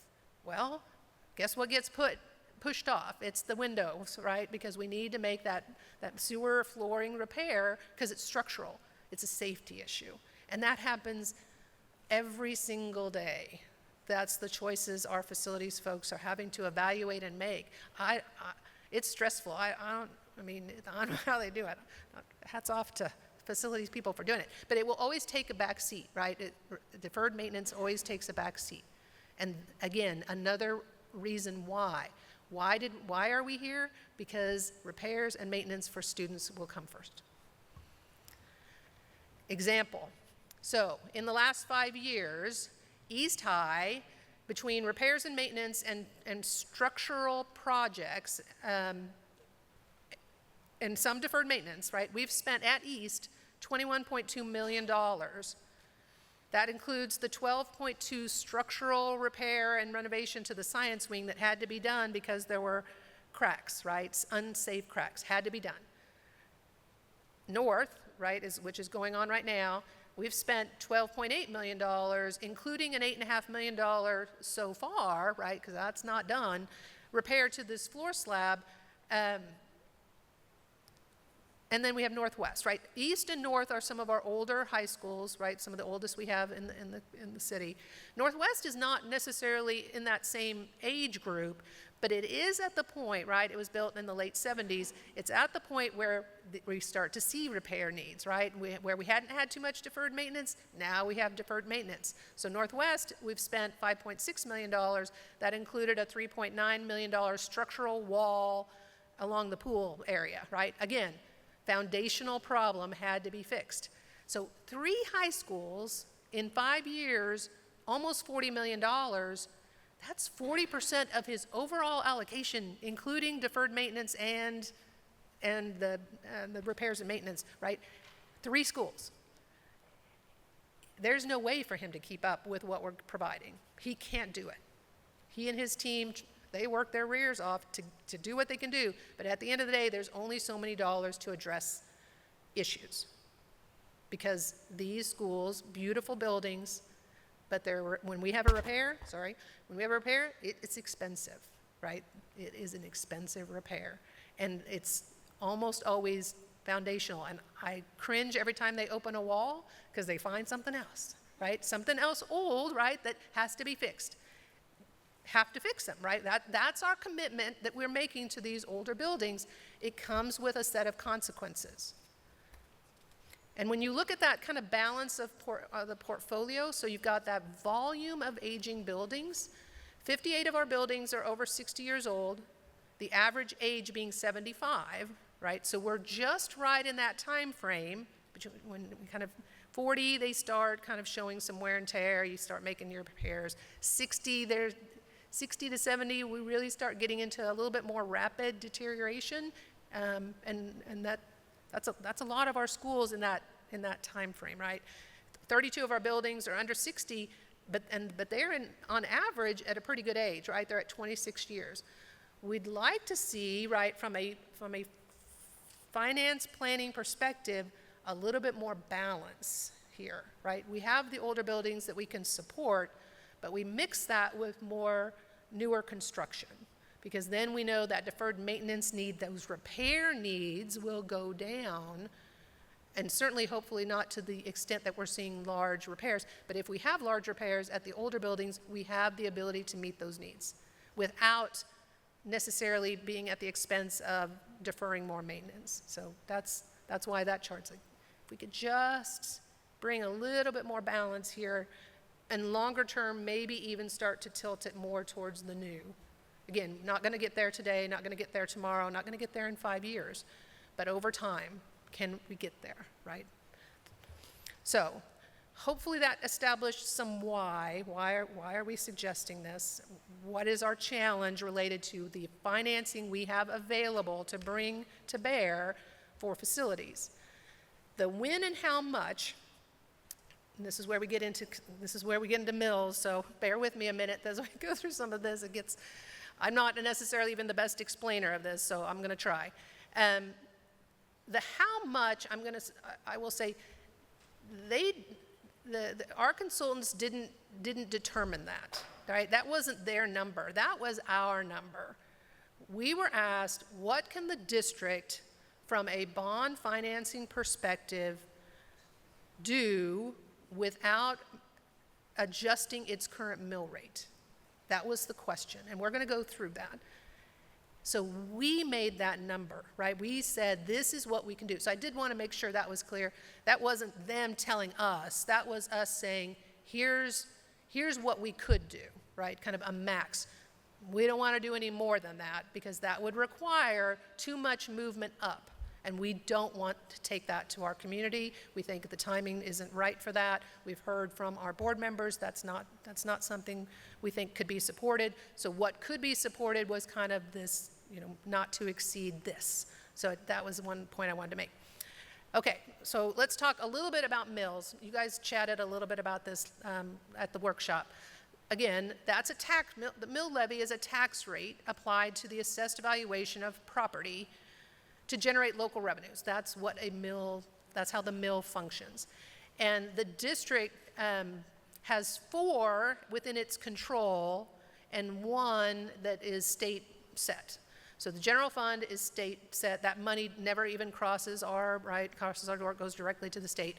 But it is to our benefit, right? So I want to be fully, right, that is for schools. It's 20 mills for the general fund. We have set 16.174 mills on the local option budget. These are last year's mill rates. Capital outlay, we were at 8. Bond and interest, we were at 7.682. And special liability, we were at 0.1 mills. So we're just under 52. When you take this, and I'm going to skip this one, I'm going to go on. What you've got, and there's a lot of stuff on this one, but what I've given you here is the residential calculation for fiscal year 24 based on our current mill rate, and the calculation based on fiscal year 25 at current mill rates. So everything except for the general fund works the same way. It's the value of your house times 11.5% divided by 1,000 times the mill rate. That's the calculation. And I didn't put the divided by 1,000. I was running out of space. So you can see that you've got the first column header, right, that says fiscal year 24 general fund was last year's general fund calculation. Value of your home less what the state says is exempt. You don't pay taxes on the first $42 million, wish it was that, $42,000 of your home value, then it's 11.5% of that reduced assessed value, 11.5% of the value of your home. So the assessed value, right, is a little bit less, 20 mills on that. That's $248.28 last year. What the governor did when she signed the bill, the state legislature worked through the special session, came to an agreement. Part of that package was we want to increase the general fund exemption on residential property from $42,000 to $75,000.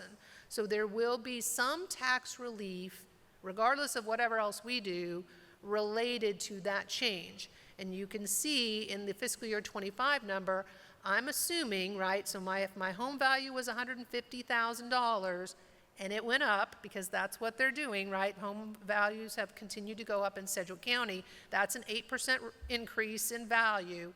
But of that 8% increase, now you get $75,000 that's not taxed for the general fund.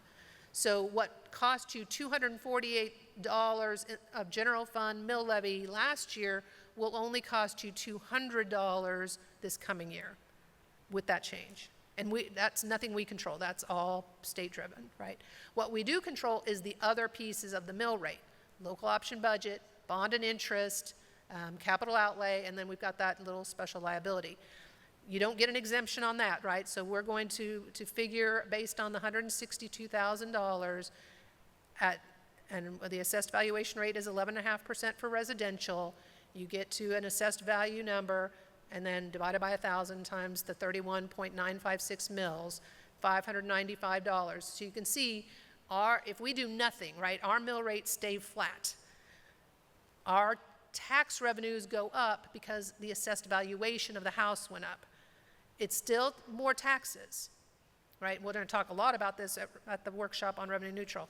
But I did want you to see that based on that tax relief, no matter what we do, that you will pay a slightly less amount because of that, of property tax relief in the general fund. Okay, so we can talk a lot more about this in July. But I did want to show that, right? That there is at least a little relief coming in the general fund.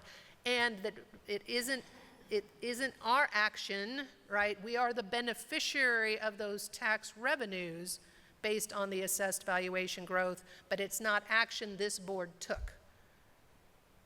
So it is an important distinction, and the board certainly has the ability, as we go through those conversations around mill levy, where can we reduce? Where do we want to stay exactly where we're at? Where might we need to have other conversations?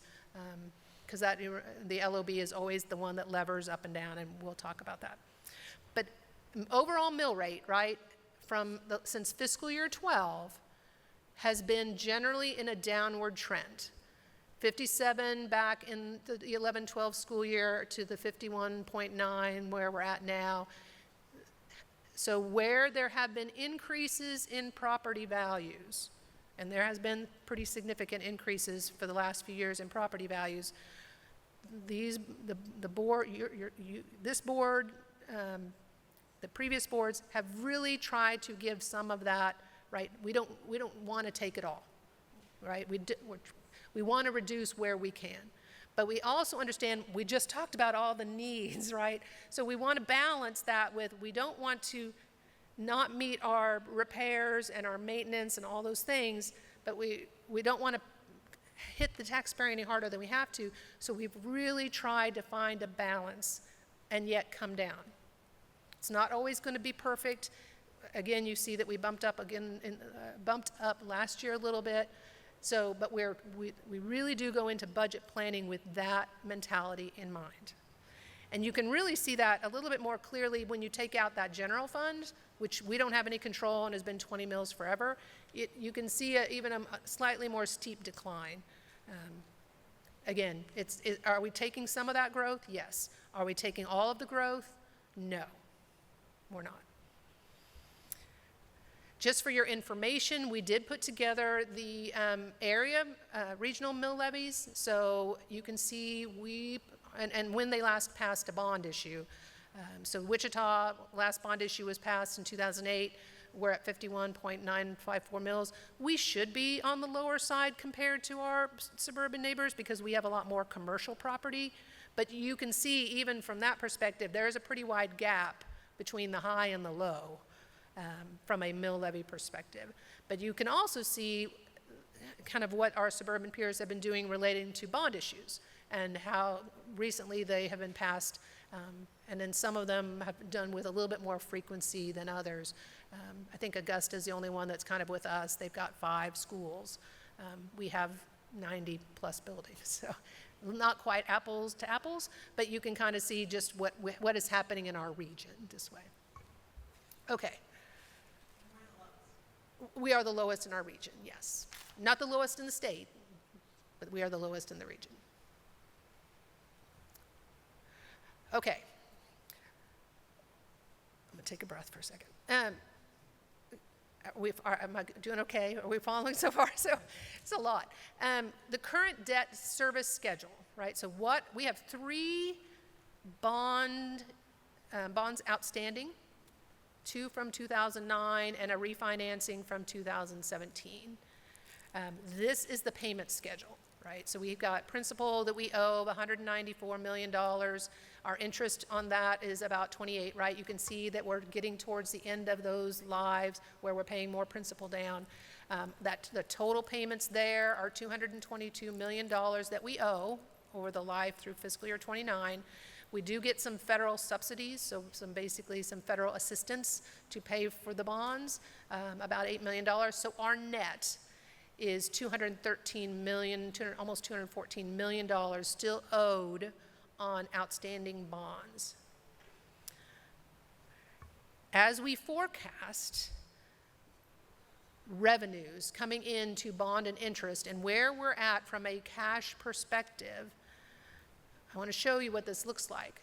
So for fiscal year 25, so as we go in, we can stay flat, right? And where we're at right now in bond and interest for cash, with we anticipate coming in for estimated taxes, plus the federal subsidies, plus the state aid that we get on these existing bonds, which is pretty high.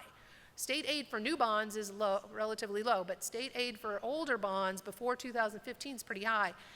We still end with a pretty healthy cash balance at the end of 25.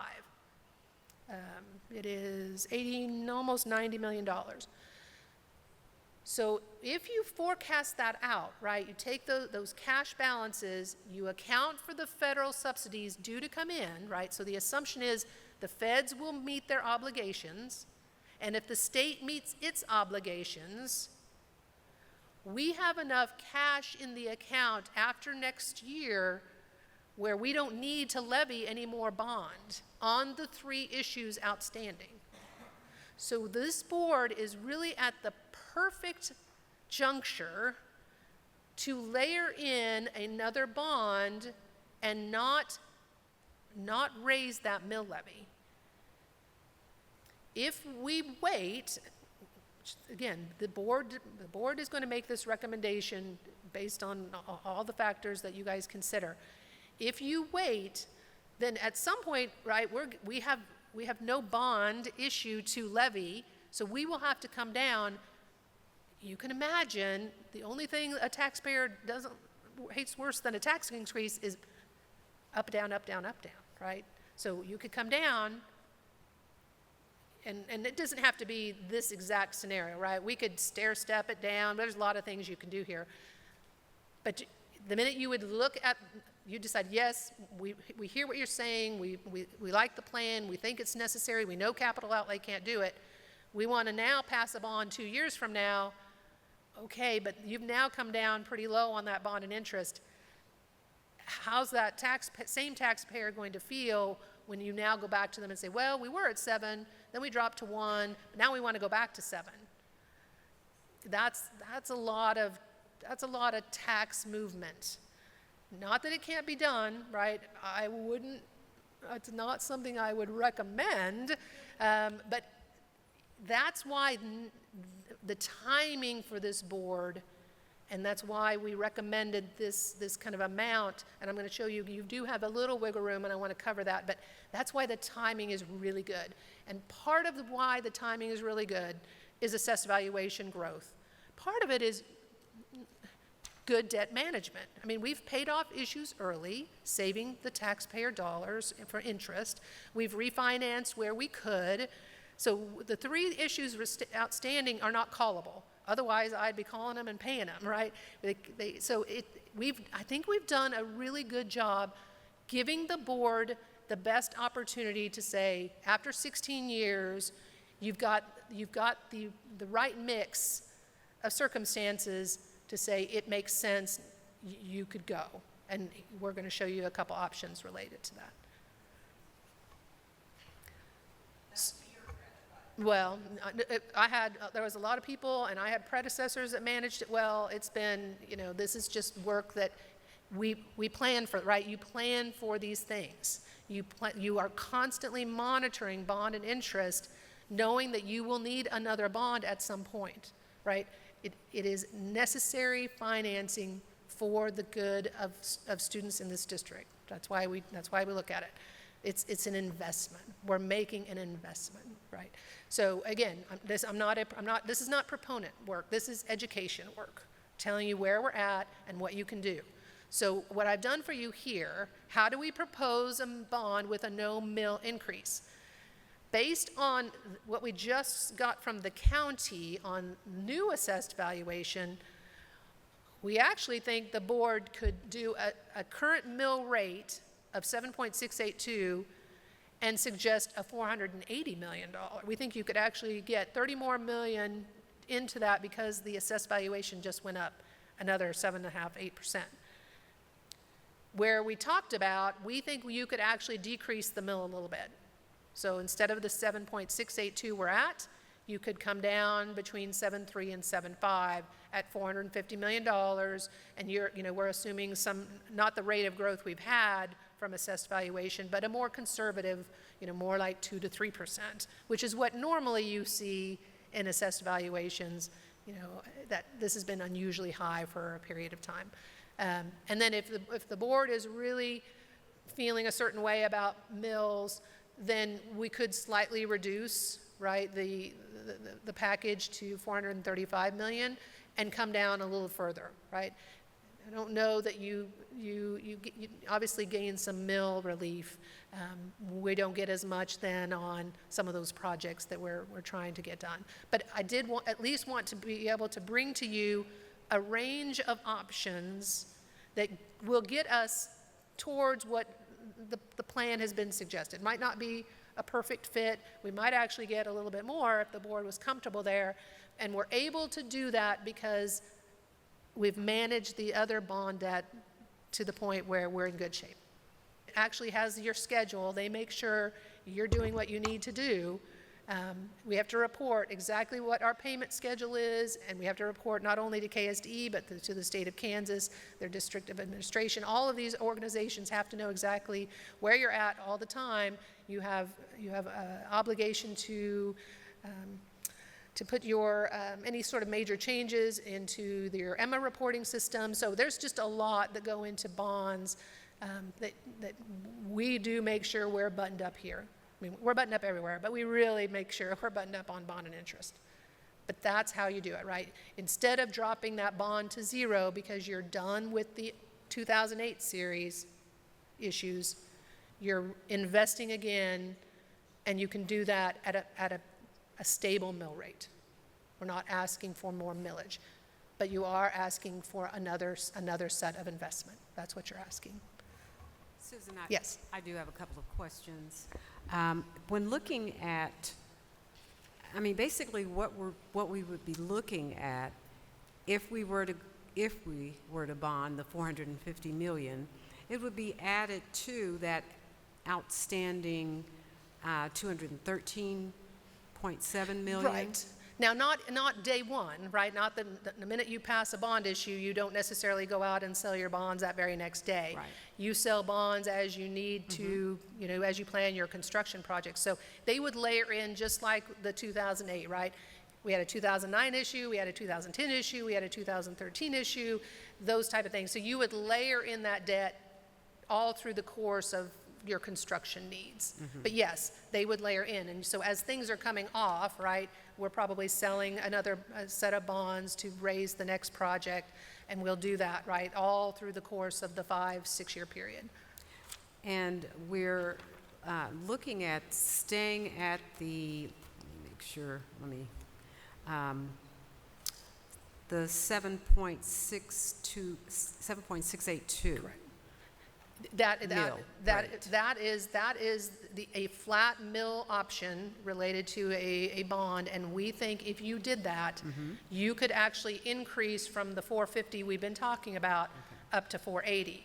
At 450, we think you could actually come down on the mill rate a little bit. And where would we come down to? You would be between 7.3 and 7.5, somewhere in that. It will depend on kind of what set of assumptions we land on. You know, are we going to use 2% assessed valuation? Do we want to be very conservative and say 1.5? Do we want to be a little bit more risky and go 3? So there's a whole lot of things that go into that planning, but from a dollar perspective, you'd be in that range somewhere. And would that be an actual tax reduction or a rate?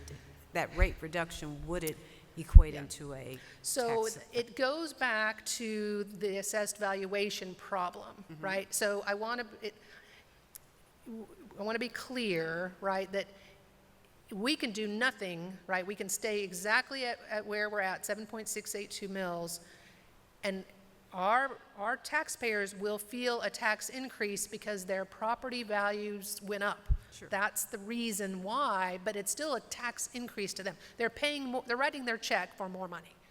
So if the board reduces down into the 7.3 to 7.5, the taxpayer, because of assessed valuation, will still write a bigger check, but it'll only be slightly bigger instead of as big as it would be. If we're down in the 435 and we're in the 7.1 to 7.2 range, then we're probably more like whatever you paid last year, you would pay this year. That would be a little closer to tax, even wouldn't be quite there, but it'd be closer. And I know you can't actually, you would be guessing in terms of county assessments. But we know that the county typically is going to budget in at least a 2% increase in their budget. So at least. And this recent valuation change was anywhere from 6 to 8% for the average person, and for some it was more. So yeah, we have no controls over that assessed valuation change. The only control we have is the mill levy rate. Correct. And I don't know that I have enough of a crystal ball to say what could happen. We do know historically, right, when assessed valuation were either very, very small or negative, we were in pretty deep recession, right? So it kind of depends on, do we think we're going to hit this housing bubble at some point? Do we think we're going to go into a recession? If the recession comes, will it be heavy? Will it be light? Will it be short? Will it be long? Will it happen kind of on the coasts and move its way in? It's hard to say. There's a lot of still positive economic data that would support that we're not there yet. But again, we would not be only looking at what happens this year or next year. We're thinking what happens over the next 5, 10, 15, 20 years. So that, again, we're talking over the life of a potential issue. So there will be ups and downs over the life of the issue for sure. Yes. Thank you. Okay, so kind of recapping a little bit, why the 450, and I'm sure I am going way over what I need to. So I'll just kind of quickly, some of the things I think I want to highlight here. There's always reasons why not to do something, right? We can look at assessed valuations are high, interest rates are high, whatever that is. But because of inflation, right, money is as cheap now as it will be. It will only get more expensive, the delay, right, that we see over time. So that's why we like from a financing perspective, we like the timing option for this board. Maximizing obviously allows a little bit more stability in that mill rate over time, right, instead of the up and down, which has been problematic for us in the past when we were bouncing up when the state was working on equalization problems, and that was much harder to explain why we were bouncing. The operational efficiencies obviously that come with having the fewer but slightly larger buildings, that will be a long-term gain for the district. Where we can get teachers into classrooms, right? We get those things. These are all pluses at least the board needs to consider. So I'm going to keep moving. Really quickly on the 2000 and 2008 issues, I think this issue came up in the workshop, right? The kind of that impact on the community. There was a pretty extensive study done on the 2000 bond issue. The average impact in that one was almost 1,400 jobs, $41.5 million annual impact to the community, including an average of 667 direct construction jobs. We don't have, or at least we couldn't put our hands on, a similar report for the 2008 bond issue, but we do know that there were 20 general contractors in that particular issue, 18 architectural firms, 12 electrical subs, 11 mechanical subs, and numerous other equipment, furniture, mostly local, plus the licensing and the testing and the permitting that all goes on during this process.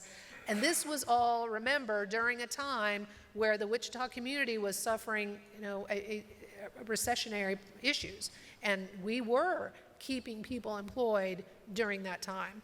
And then certainly we had challenges related to the 2008, particularly if you look at 2010 to 2016-17, when really per pupil funding was flat or less. And so things that were in that original plan had to be modified because there were some additional classrooms and the new Southeast High School, and we didn't have the operational dollars to make that work. So, and FEMA changed its formula. I mean, there was just a lot of stuff happening that impacted the 2008 issue. The bond issues were very successful. The plans, particularly in the 08, had to change, but they were communicated. You may not have liked the changes, right? And that's fair, but they were communicated. There were community opportunities for feedback. Again, it's not a mismanagement issue. It was sometimes things happen to us, and we have no choice but to react. And that definitely was a to us. And on that topic of fiscal responsibility, because I've heard this a few times, well, where did all your money go, right? You've got money, where does it go? Wages. 2009 to 2017, we gave a grand total, not 2% a year, a grand total of 2% salary increases in that 8-year time frame. 4 steps instead of the 8 that teachers would normally get, and about $1,000 of bonus money in lieu of a raise through that process. These were difficult years, difficult years. I feel deeply for our staff that retired right during this time that never had a chance to come and be in the next 8, because that was what we were all living at that time. From 2017 to 25, boards, all through that process, first priority is salaries. We got to get caught up on those steps. We got to get teacher salaries up. We heard it from our parents. We heard it from our constituents. Teachers make the difference. Teachers need have the salaries and the rest of the staff, right? Paras, custodians, all the support staff. 25.2% in salary increases, base salary increases. No one employed since that point is less than 25.2% better off than they were. Plus the 8 steps that we would normally give, plus we caught up on the 4 that we missed, and 13% in bonus money primarily provided through federal funding. $200 million in teacher and staff wages and bonus. That's where the money is. It's in people. So when we could have made other choices. We chose to do this. And then again, kind of wrapping up, why now? You just cut budgets, right? We cut budgets because we made a different choice on federal ESSER dollars and positions added. We could have made a different choice. We said, no, we need to keep those. We could have made a different choice a year before that when we were given a wage package and we didn't have the dollars because we lost the 2,600 students. We said, no, let's use some federal money. Our teachers need it. Those were the reasons for the cuts. It wasn't deferred maintenance. It wasn't because we weren't keeping up on our buildings. It was because of those 2 items. The solution, right, of the closure of buildings, which was horrendously hard,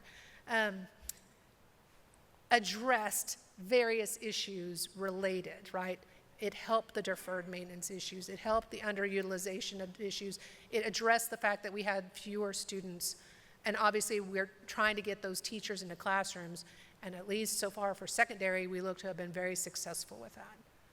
So I'll skip the summary and just end with, if you don't want to do it now, then when, right? Because I don't know that we can provide a better opportunity for the board to at least take it to the voter and let them choose. And whether, the timing is certainly not my call. If not this board, then what board, right? So if not here and now, then where are we going to happen? So that's it for me. If you want to ask questions to me now. Susan, what we're gonna do is, you've given us a very good basic 101 lesson on why do school boards why do they even request bonds? This is a lot of information. You got us history. And then what we're gonna try to do is, we may take a few questions on this portion tonight, but like you said, this is gonna get repeated again and again and again. And so we'll do the second half of this report, and then each board member, if you want to go back to Susan for a question, we'll do that. Or if you want to combine your questions, or if it's just strictly about the plan. Would that work, Susan? Works great for me. Thank you. And it'll give you a chance for your voice to rest. This is the second half of this item.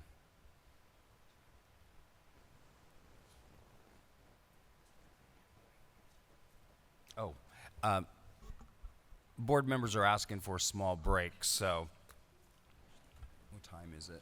2:15. Is 10 minutes okay? We'll return at 2:26.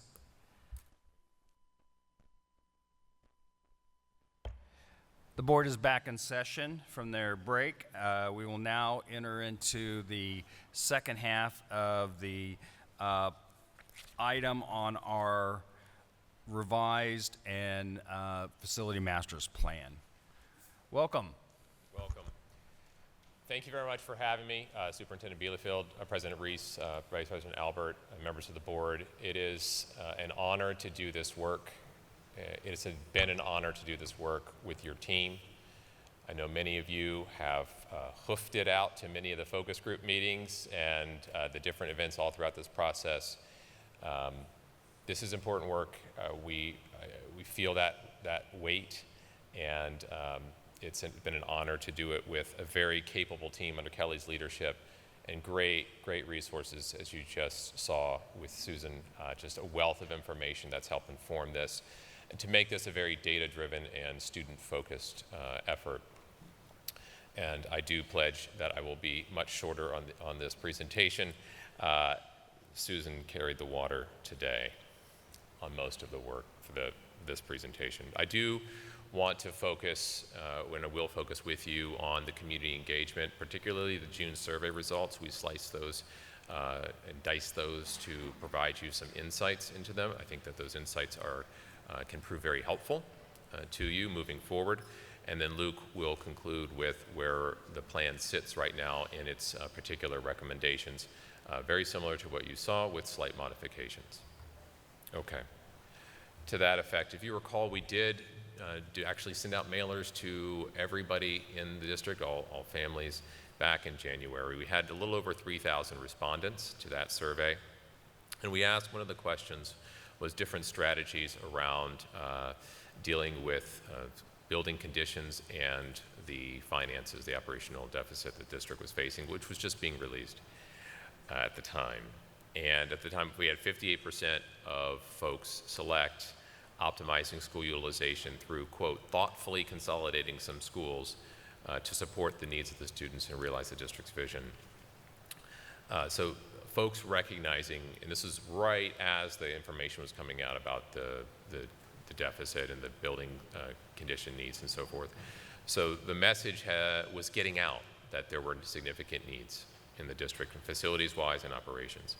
We asked programmatically what were some priorities, and the clear favorites at the time, clear winners in terms of folks' priorities, were STEM programs in career and technical education. And we asked a question about whether or not folks were likely to support any increase in funding for facilities at that time, a broad-based question, and a little over 70% answered in the affirmative at that time. And I put this here because I want to echo it back when we get to the June comments.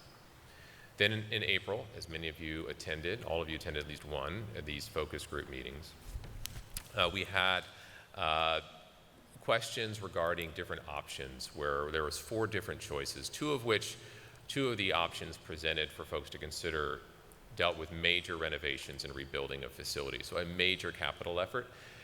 One of them had very minimal capital investment, and one of the options was, just keep on keeping on and try to tackle deferred maintenance as you can. And of all of the focus group participants, we met here, met around town, 70% of all the groups selected one of the first 2 options, which constituted major renovations and replacements. And this harkens back to the recognition of a need for major facilities investment and reinvestment, is how I read that. Additionally, at that time, from the conversations had and from the written surveys for those who took them during the focus groups, a major theme was a desire for transparency, continued transparency moving forward regarding the why behind the recommendations, and the desire for ongoing engagement from that point. Now taking you to June, after we met the last time, released a survey. What you see here is we took those survey results, and the first question, we sliced them by the different respondent affiliation. So you could affiliate in more than one way. I could be a teacher and I could be a parent, for example. And we looked at, the first question had to do with folks' support for the plan as listed in the survey. And we listed out the particular recommendations in the survey. And you see there this 50% marker. I kind of drew a line there so you could see high, greater than, less than. By all of the different respondent types, we're right at or above that 50% mark when you look at fully, mostly, partially support. And in the next slide, I split out just the fully and mostly support and the minimally and do not support. So we're going to look at just the more, the ends of the spectrum as well. But on the whole, what this shows me is those folks with the highest respondents, the greatest number of respondents, affiliated as staff, teachers, or parents, which is to be expected, and it's something that I see most often in these surveys. Secondly, those folks were also typically the closest to the schools because they live and work and their kids go there, and those were the subgroups that had the highest level of support for the plan as mentioned. So I think that is telling. And as we go to the next slide, the next question we asked was about support for a bond to fund these projects. And we ask a follow-up on that, what can make you change your mind? Well, the bar graphs between, I'll toggle back and forth here, they're very similar between the support for the plan and support for the bond by constituent affiliation. You can see that in your printout there, that again, you're at or above 50% for all subgroups, and for the support level, and that support level is highest amongst teacher, staff, and parents. Now, in the what could make you change your mind, and I'll go over this in the next couple of slides, we read through every single comment, and we used 2 means to dissect those comments. One is we individually coded each response to kind of see what category are folks talking about here when they're talking about a concern or they're talking about something that they're excited about. And then we did that in one exercise. And then another exercise, we used sort of the machine learning tools to kind of get a gestalt picture, a big picture. So we used both big picture in very itemized approach to understanding folks' comments. And when asked what could make you change your mind, some of the major concerns listed on the net were concerns that larger class sizes would stem from this. That not like the more kids in a classroom. We'd have 25, 30 kids on average in a classroom. And that is not at all part of the plan, and it wouldn't fall from the plan in any way. In fact, the opposite could be more true over time. So that's not a direct implication, but it is a concern that's out there, a conflation there that folks are concerned about. Second, there was some skepticism about the ability to pass a $450 million bond without a tax increase. How can that be possible? There were several comments to that effect, and I think Susan's presentation did a very detailed job of walking through the mechanics of how you're able to do that at this point. That is, and this goes to some of my optimism on this survey and reading all of the comments, is that a lot of the concerns being shared are items that can be addressed in ongoing engagements and communication with the public. And so what can make you change your mind? One, mitigate concern about larger class sizes coming from this plan, and that the schools are going to be mega schools. The largest school planned is no bigger than the school you built from the 2008 bond. And taking the information that Susan shared and starting to get that out there in the communications as to why, how a bond is able to be passed without increasing the mills. Share why, in some cases, rebuilding rather than renovating the identified schools was selected. In some cases, for example, Truesdale, we sat in this room looking at the data for Truesdale, looking at options to renovate, and looked at, well, if we renovated the building, all of the load-bearing structures would be where they are, because you don't move a load-bearing structure easily. And that would create, ultimately, yes, the building would be in much better condition in a major renovation, but the way that the building was organized internally would not facilitate the kind of teaching and learning and operations that we're looking for. Just needing more flexibility and different arrangements of the space. And so ultimately it was decided, well, for this case, for that kind of expenditure, spending a little more to rebuild it gives us a much longer term positive benefit on teaching and learning. And so starting to share some of those rationales, because there were some questions in the survey about, well, if we just renovated more than rebuilt, wouldn't we be able to do more? Details, some sharing of details about the project rationale, building conditions plans, facility condition index, and the, sort of the adequacy concerns about classroom sizes, site sizes, that no one data set drove a decision, but looking at all of these things, population, finance, educational adequacy, building conditions, all of those things at once. And finally, how equity concerns were central to decision making, because there was, in the comments, lots of concerns about, questions raised about, was this from an option developed with an equity lens? Or how's equity being considered?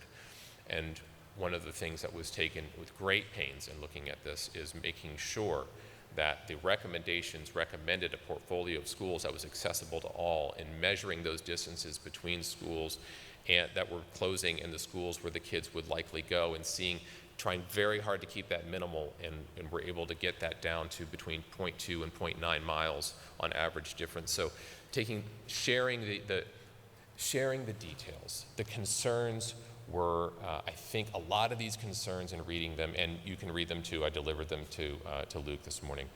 A lot of the concerns can be addressed into getting into the project details by community for folks. So that gives me optimism. When we looked at the survey results regarding the bond, it was about 2/3 of respondents said they were very likely to support a bond referendum when you compare that to not likely. And that harkens back to that January survey, when about 70% of folks at the time, without any detail, said, yeah, probably would support something like that. So it's a similar benchmark. There were 2,000 respondents this time, 3,000 then, similar benchmark.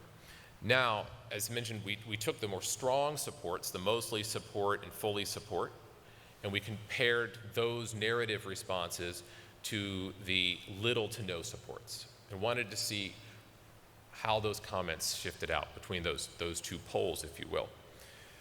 Most of the supporting comments, the vast majority of them, about 60%, were expressing excitement and positivity about the new and improved facilities themselves. So that was clearly the dominant area of interest and excitement for the plan. Better learning environments for facilities, students, and staff. After that, other broad categories of support included just overall efficiency and a recognition and appreciation for the district working to be more cost effective and innovative in solutions to being so. There was a contingent of excitement about K-8 schools and the opportunity therein to create stronger communities and reduce bullying was some of the comments that were made. Student behavior came up a lot. That is, of course, tangential to our work, but it was worth noting because it was a comment that came up, concerns about behavior.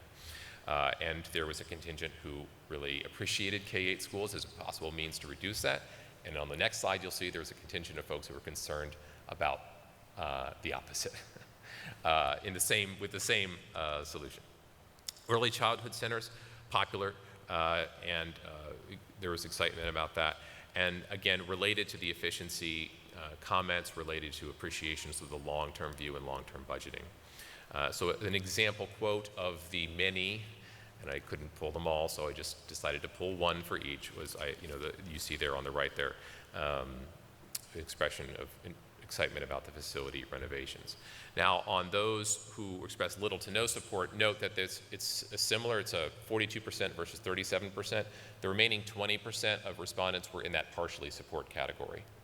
So if you wanted doing the math back into it, you had 42% who were on the more stronger support, 37% were on the more strong concerns, and there's 20% that were labeled as partial support. Again, common to see that kind of breakdown at this level of the process. The number one concern category amongst all of those who were expressing the most concern about the plan's particulars had to do with finances, with a big category within that, so disbelief that you could raise $450 million without raising taxes. So that was a major category.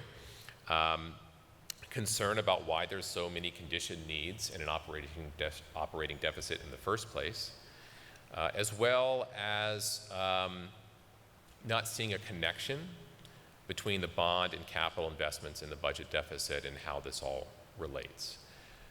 Again, I'm going back to Susan's presentation to start this. She laid out a lot of great detail as to how the bond work, how operating deficit is, and how you're working to get that down, how the closures helped reduce that deficit, but there's still a chunk left, and how you're planning to address that. There's great detail, and I really do believe in reading these comments that a lot of these concerns in further communications and engagement with the public can really address the vast majority of concerns, at least according to the respondents that submitted these surveys and that we read. Beyond the financial elements, and notice that whereas in the support side, about 60% of the support elements voiced excitement about the facilities, on the concerns it was more diffuse. The highest category was about less than 20%, all that on finances. In other concerns, again, it's tangential, I mentioned this, but a lot of concerns about behavior, and there was some folks who were expressing concerns about elementary and middle school kids together. Of course, you remember that in the previous one, some thought that was a great idea, and there's a whole body of research on that as a side. But also some expressed concerns about, for example, moving alternative programs and day school programs together. How would that work? Or would kids, is there a way to do that with keeping kids operationally separated for safety, security, operations, and so forth? And again, the details matter. Sharing the details of how this plan would be operationalized down to the project level, how Coleman, for example, in its pod structure, is housed to keep sort of separate neighborhood-like operations of different programs, and how you could do that. The details are going to be very important as you continue to move forward with your community, if you choose to, with this plan. Reservations generally about closures. There was some closure fatigue in reading some of the comments. Haven't we already done this? That kind of thing. Again, I put a lot of weight on Susan's shoulders, but what she presented, again, presents great detail and explanation to that. There was also a healthy percentage of respondents that said, my school needs a major renovation. My school needs a rebuild. What about my school? And that was another, again, a big category of concern. And then finally, this concern regarding class size was persistent and contingent. There were concerned that this meant consolidation means larger class sizes, opportunities for engagement. So, takeaway. Many of the comments, as I've mentioned, highlight areas where continued communication will be helpful in the details to share how capital and operating budgets relate. Susan mentioned your nearly 60-year-old portfolio on average, but your oldest schools are much older than that. You operate 10 million square feet, just under, of facilities, and what Luke was commenting that he needs from a facility standpoint is right on par with what an industry model would suggest you would need to keep up with your buildings, about 150 million a year. I won't read the rest of those because Susan did a much better job at it than I could. Continued transparency, transparent discussions about surplus facilities, declining enrollment and capital needs. Just continue. This has been a major community engagement effort, and just encourage that to continue as sharing and discussing of facilities, the relationship between facilities, operating budgets, and students' education, teachers' lives day to day in these facilities. And as looking ahead to rebuilding, renovating, discussing a vision, what's that thing that we're looking forward to in school programming and culture that could be supported with new investments and more efficient operations. There's always, and I'll wrap up here in just a minute, there's always a sentiment that I see in these kind of surveys where there's the general comment is something like, students matter, why are we just talking about money? And part of that communication engagement is the way that we're able to fund our teachers and our programs and the investments and the counselors and the intervention and all of the things, all of the services. Here's how the plan relates to that and helps make this possible. To have that world-class school environment for everybody that Kelly mentioned. So I'm optimistic. You have folks who recognize consistently in our engagement, recognize the need for investments and change, who are willing to do that, want to be in the know, want the details, want continued engagement, do have some concerns, and it is my read on that many of those concerns can be successfully addressed through continued detailed discussions. And here's where I'm going to turn it over to Luke and just bring us back to what we're trying to do is create this financially sustainable portfolio of schools, high quality learning environments accessible to all. And it's a very loaded sentence, and so Luke's going to come up and to walk through where we stand on the current final recommendations, as well as I mentioned to you the last time we would start talking about phasing. How would you actually bucket these projects to get them done in what period of time? Yeah, so I'm just going to tell you in advance, my portion is going to be really short. I know it's been a marathon. But yeah, I just want to revisit the draft master plan that was shared a few weeks ago. I won't get too deep into all the details of it because you've already heard it a number of times, I know. But ultimately, following the survey data and input received, we feel confident that the step one draft that was presented is still our most equitable and effective path to sustain success. But we do have one change that I want to make you aware of, and we decided to pull the Dunlap move to Bryant from the plan. It doesn't really change dollars much, but really we heard some of the input we received was that there was a desire for that population to remain at Dunlap.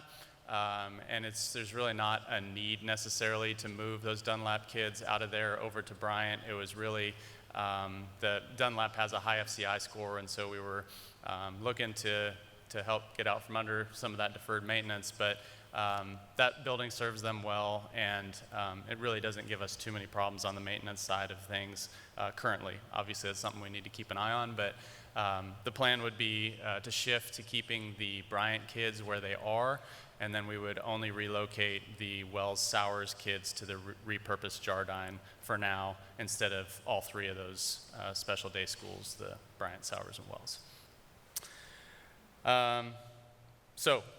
In summary, the final recommended plan that you have heard about already remains largely unchanged, with just that one small tweak to it.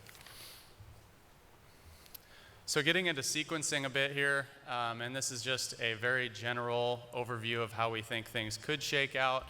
I know this is something that a few of you have asked about.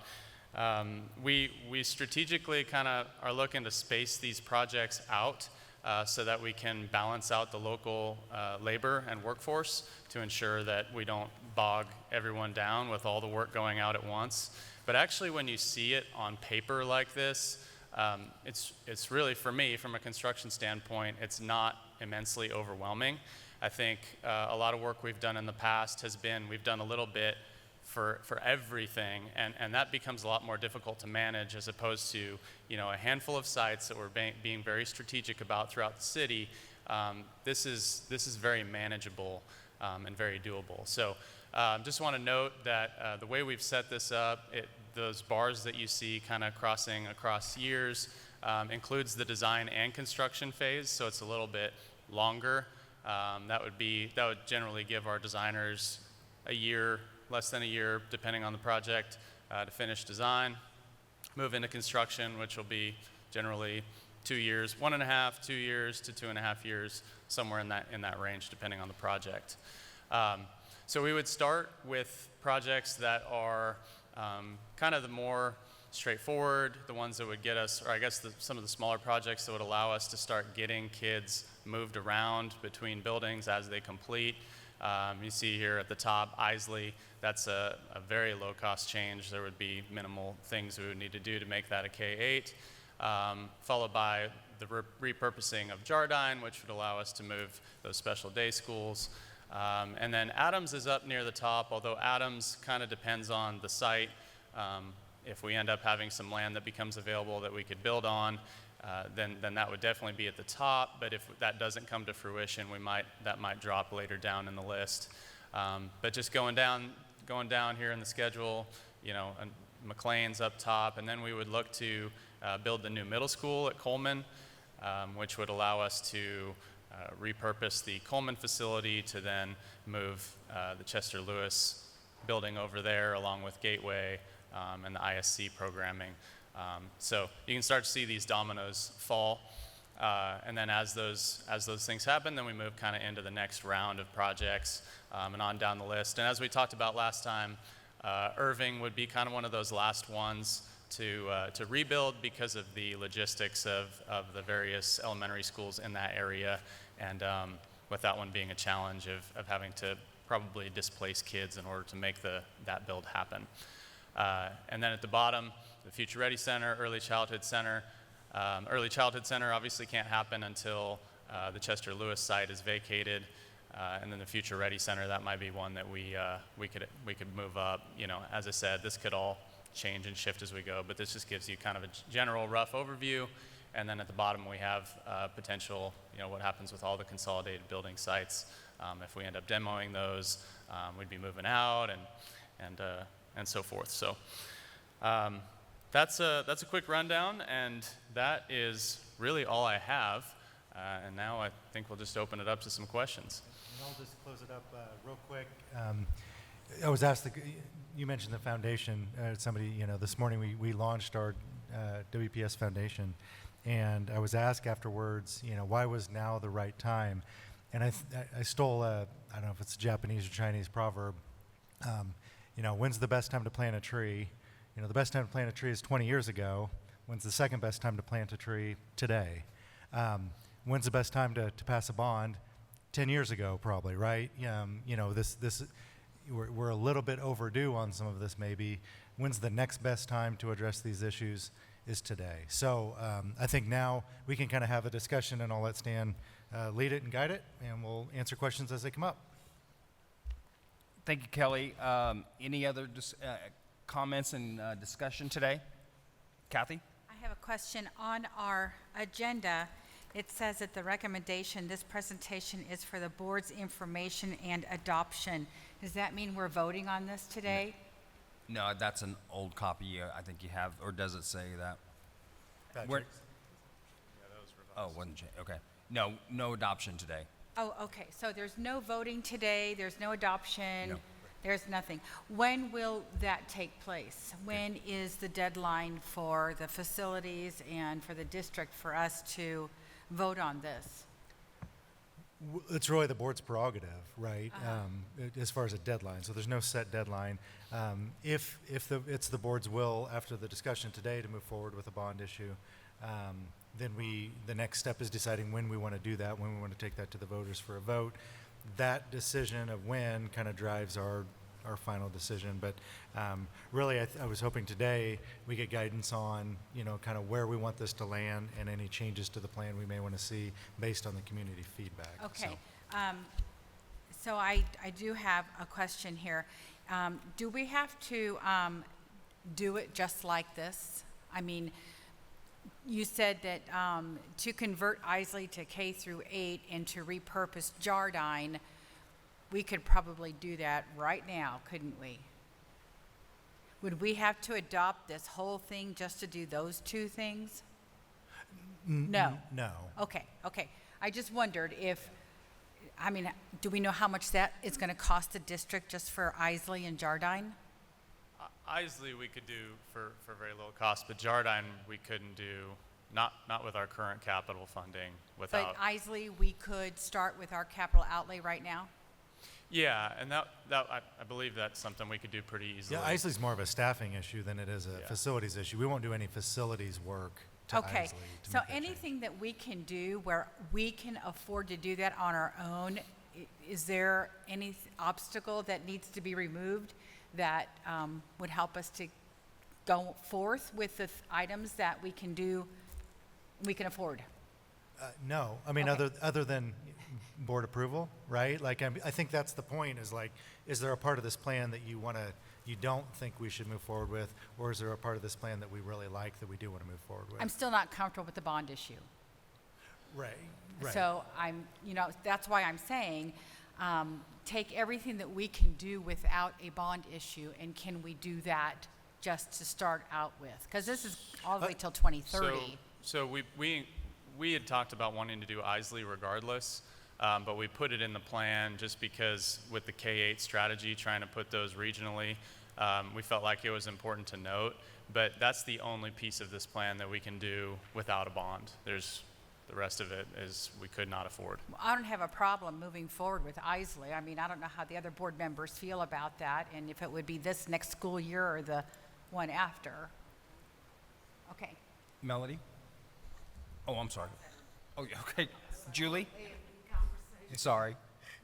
Julie? I guess I'll go next. Yes, go ahead. With my comments. First of all, we as a board, with presentations from Luke and his team, have heard for over a year about our significant needs. We have been made aware that we have numerous deferred maintenance issues. We have aging buildings, and this is a concern that we've had for quite some time and looked at and talked about and hired consultants for quite some time here. I believe, based on knowing those concerns, that to be fiscally responsible as a board, we do need to address those concerns and not just kick the can down the road, pretend like it might go away, I don't know. But I think we need to be fiscally responsible with the awareness of those concerns.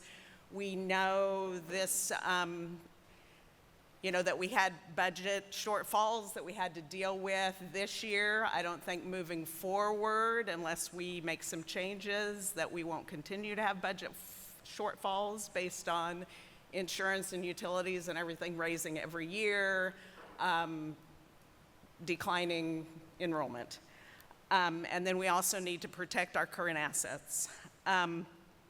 Luke, in his presentation a couple of times back, made the statement that I just want to reinforce. If we do not pass a bond, we will still need to consolidate buildings. There is no plan B for catching up.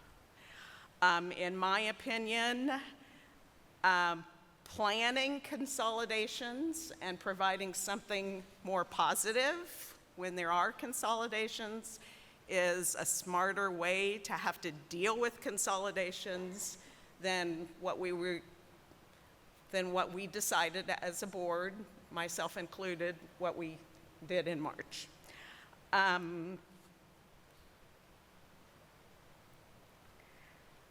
On page 26, I can't remember slide 26. Oh, yes, I remember what slide 26 was. It was talking about that we invested $200 million in teachers and staff wages and bonuses between 2017 and 2024. I was an employee in the before 2017 years, where between 2009 and 2017, we only had a total of a 2% salary increase. I'm very proud to have served on this board between 2017 and 2025, where we did a 25.2% salary increase. I'm very proud of that. We got our salaries in good shape. We did our steps and increases.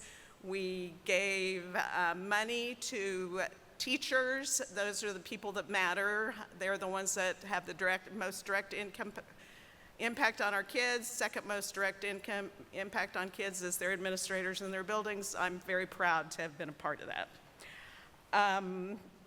Based on good planning by our CFO and just the way things are folding out, now is a good time for a bond issue.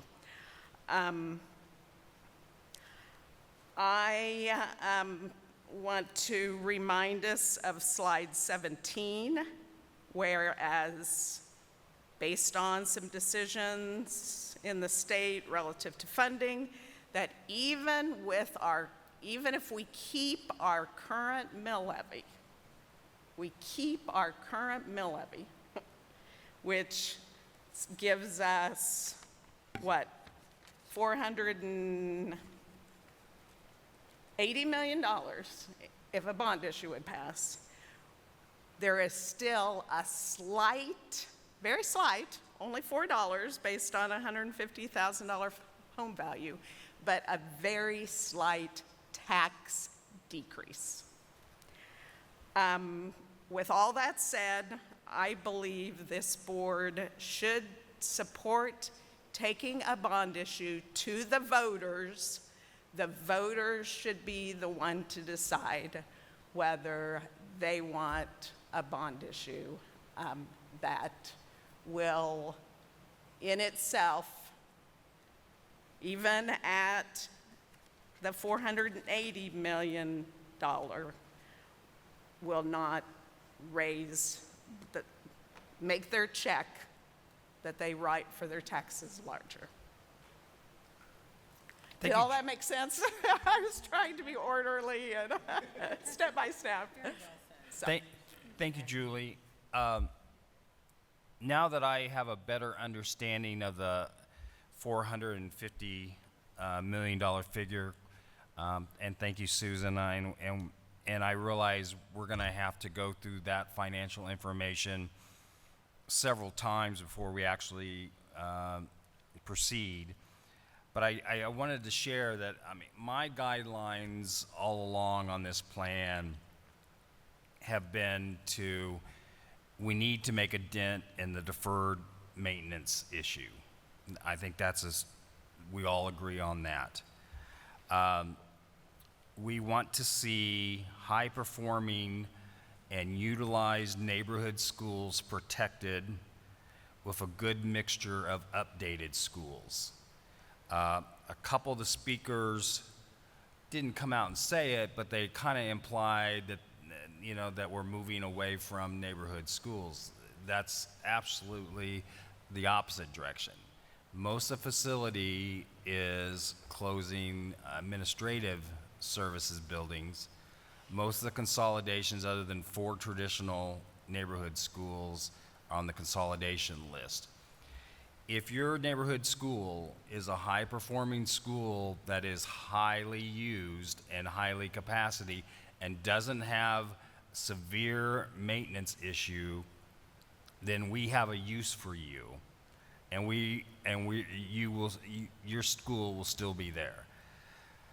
The next thing is I want to make sure that we have teacher spaces, classroom spaces to reflect our student strategic plan of improving student outcome with innovative space renovations. We understand that teaching in 2024 and the next 5 years is different than what was needed in 1980 and earlier. And then obviously, again, we'll have to go over the financial information part again, but I also want to make sure that the plan is as mill levy neutral as possible, unless that extra $30 million between the 450 plan and the 480 plan, if we can show that that 30 million would really make a big impact, and we can still do it with little or no mill levy increase, then I would consider that. But my starting point would be, let's keep it mill levy neutral. That's my comment. If I could comment on that, I'm actually glad you mentioned that, because that was what Julie had said kind of triggered in my mind too, is if we were to go for the 480 instead of the 450, basically that extra 30 million we would put directly towards our high schools. And that was initially, we were wanting to have more money going towards our high schools and the deferred maintenance needs there, especially, you heard about North and East. Those old buildings, they still need a lot. And so, and we want to preserve that history of our community and of our school district. And so that would be the goal there, is we've got 35 million in the current plan to go towards the high schools, but 15 million of that is going towards the Northeast Magnet High School athletic fields that we talked about. So it's not a very big chunk of money compared to the amount of needs that we've been dealing with in recent years at our high schools. So we would love to have that additional money to be able to invest in our high schools and preserve them. I think you make a good point, and I think Susan made it very clear today too. Deferred maintenance does not go away. We will have deferred maintenance 5 years from now, 20 years from now. We understand that. But the older your buildings get and your capital outlay fund is fairly static, then you're going to fall behind. And it's only with good financial management do you not get yourself into crisis. So, and we've done that. So, if we can show that 30 million, that 480 plan, can actually get us ahead of the curve and have a big bang effect, then I would consider that as well. Oh, I can address that now. It wouldn't help us get ahead of the curve, but it would help us catch up with the curve that keeps kind of pushing on forward, I guess. And we'll do a round robin to make sure everybody gets a chance. Julie, Kathy, and I have spoken, so does anyone else have anything yet? No, go ahead. Yeah, can you tell me how the scope and scale of the projects would change with the 435 million bond issue compared to the 450 million or the 480 million? Yeah, I mean, I can speak to it to some extent. So I think Luke kind of just answered the 480 question, right? If we went up, 450 is currently what we have. we would need a decision, right? We would need a decision if we were going to go lower, because some part of the plan would have to change. So if that's kind of the consensus we hear today, is that, the will of the board is, let's go lower, then we would go back to the plan and evaluate it. Kind of the easy things to take off would be the kind of the standalones, like the Future Ready Center, or the Early Childhood Center, right? Those are not impacting the consolidation plan and the heat map of where students are located and some of those things. With that being said, the Early Childhood Center was some of the best feedback, right? We could also think about like the Cessna edition, waiting on the K-8. I guess my global hope would be that we don't kill any of those ideas. We just delay them, right? We would just wait for step 2 on any of those things. But we really would probably kind of regroup, put our heads together. If you guys said, no, we want to go to that lower number, we would put our heads together and then come back with an option or two to the group and say, here's what we feel we can decide. So. And then can you clarify, just for anyone watching this, the difference between planned consolidations and school closures? So consolidations would essentially be moving buildings into new, is the way that we've been framing those, rather than just closing buildings down and sending them elsewhere. That already existing buildings in the district. The idea is the consolidations were, it is closures, we're closing the buildings down, but we're moving them into newer facilities, or they're either newly built facilities or a trade-up facility where it's a newer build that was one that, was a more recent building than, the one that might be currently in, with better facility conditions and all that. So, they are very similar, so I can understand why the two have been confused, but we've been thinking of them more as consolidations to where we're moving into new, if that makes sense.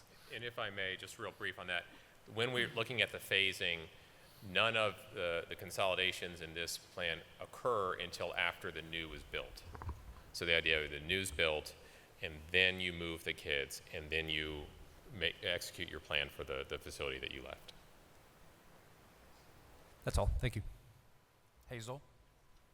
So one question I have for Kelly is, are we deciding today on lowering or hiring or increasing or decreasing the bond proposal? We're not talking about, you don't need that answer today, right? So today we aren't making any vote, but I think Susan would like direction as best we can if there's any kind of consensus on what we prefer. So I think we're not asking you to commit, but if you have a preference of I'm comfortable with this, or believe the mill rate should be blank or whatever, I do think, especially if we were to go lower, I do think we heard feedback about lack of knowledge about the plan from people. So they would need to, in order to inform about the plan, we would need to come up with kind of the final version that we bring to you. So you stood up, so I'm guessing you may have an opinion.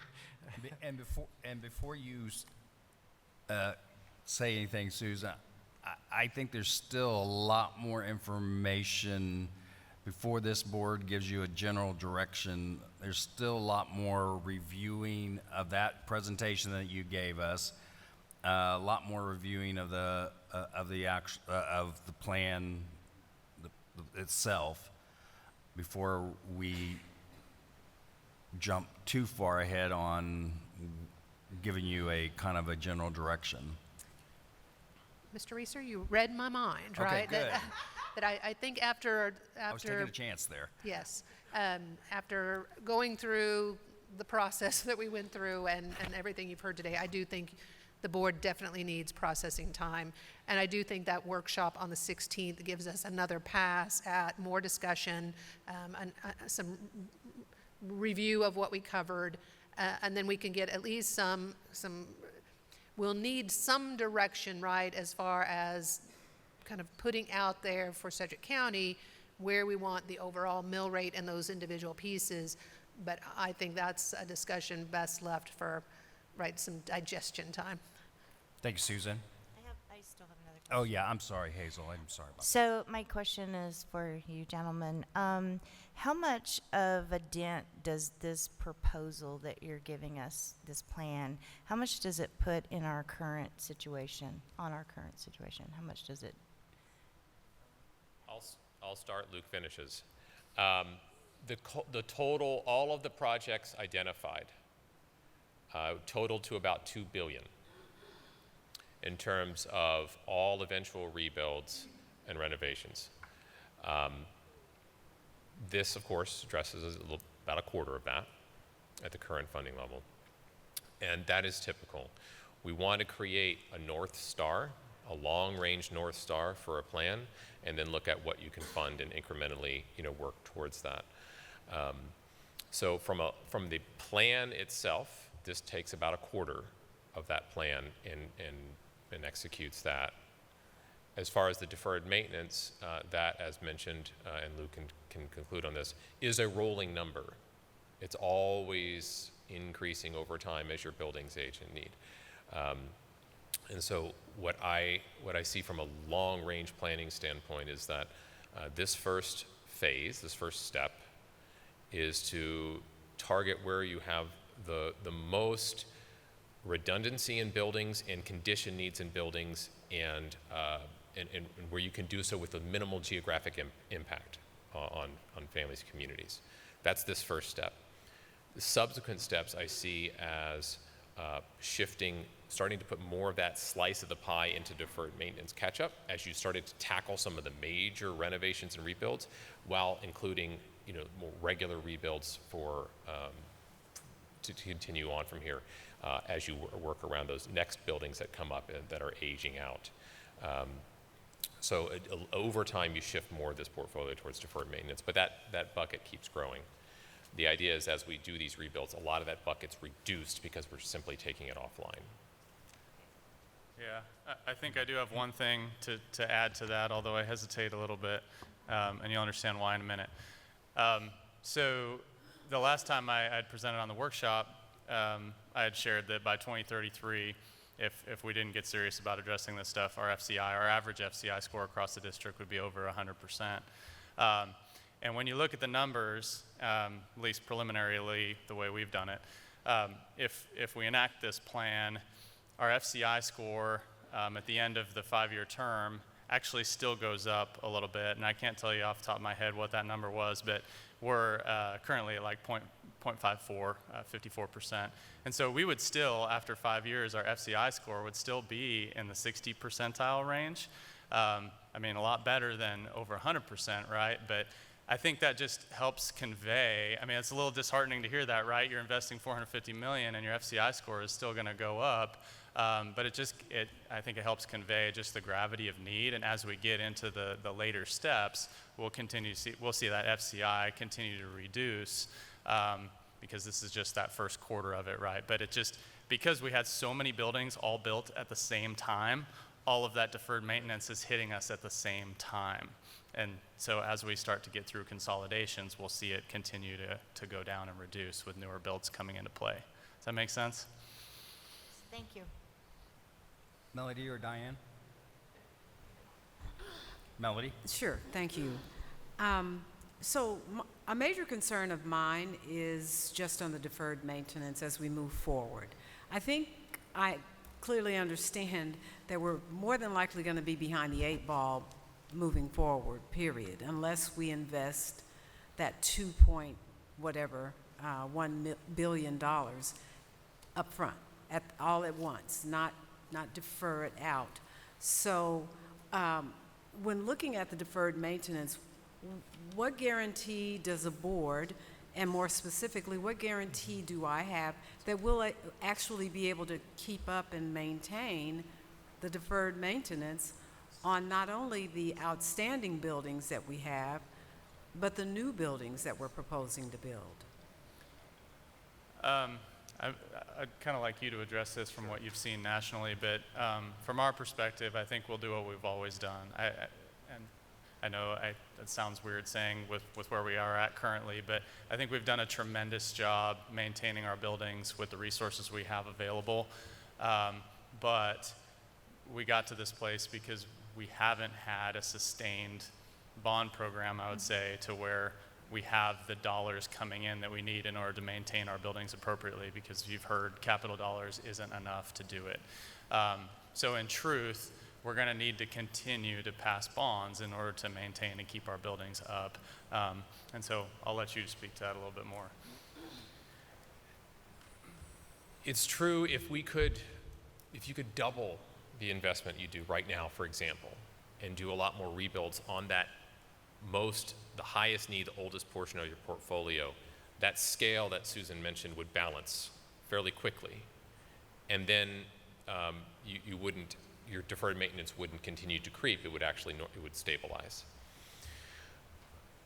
What I see is that after a subsequent investment, its next master plan to follow this and a subsequent bond investment, you would be able to get most of those highest need buildings major renovated or rebuilt, and then you're probably not tackling a large portion of this deferred maintenance is also in your high schools. Very large buildings, very old buildings with lots of needs. Mm-hmm. You're probably not rebuilding them. Many of them. You might some over a long period of time, but you're probably fixing those. After you do this first step, I see your next investment prioritizing much more high school renovations. In essence, this first step, again, as mentioned, is highest condition needs in your elementary schools, to a lesser extent, but still some middle schools, and helping with that operational budget deficit as well through the consolidation. This is the triage step one. Mm-hmm. Step two, I would say, is catch up on deferred maintenance and continue rebuild. And that's where your high schools come into play. And that is, as Luke said, it's going to be an ongoing thing. There's no path out that doesn't involve ongoing debt financing to catch up. And I'd just hop in. David called it the scale. I was thinking more of Susan's teeter-totter, right? Her teeter-totter where we have new buildings and old buildings. And so will this tip the scales all the way? No, but will this make it better, right? And trying to kind of get us closer to where we'd like to be with that. Well, so. it will, and I'm going to be supportive. I'm not sure at what level, how because it has to be done. It should have been done years ago. However, moving forward, from a business perspective, if I'm investing, and that's what taxpayers are doing, I'd like to know exactly what my return on the investment is going to be. And I don't know that we're being told. I don't know that taxpayers are being told what the return, with the exception of the plan, which we don't have the details on the plan. I don't know how much each one of the 6 rebuilds and everything else that's going to happen. I don't know yet exactly how those numbers are going to stack out. So I'm looking at it really from a business perspective, more so even than from a public educator perspective. And I don't know that I have those answers. And I surely don't have them on deferred maintenance, because the deferred maintenance, it's budgeted.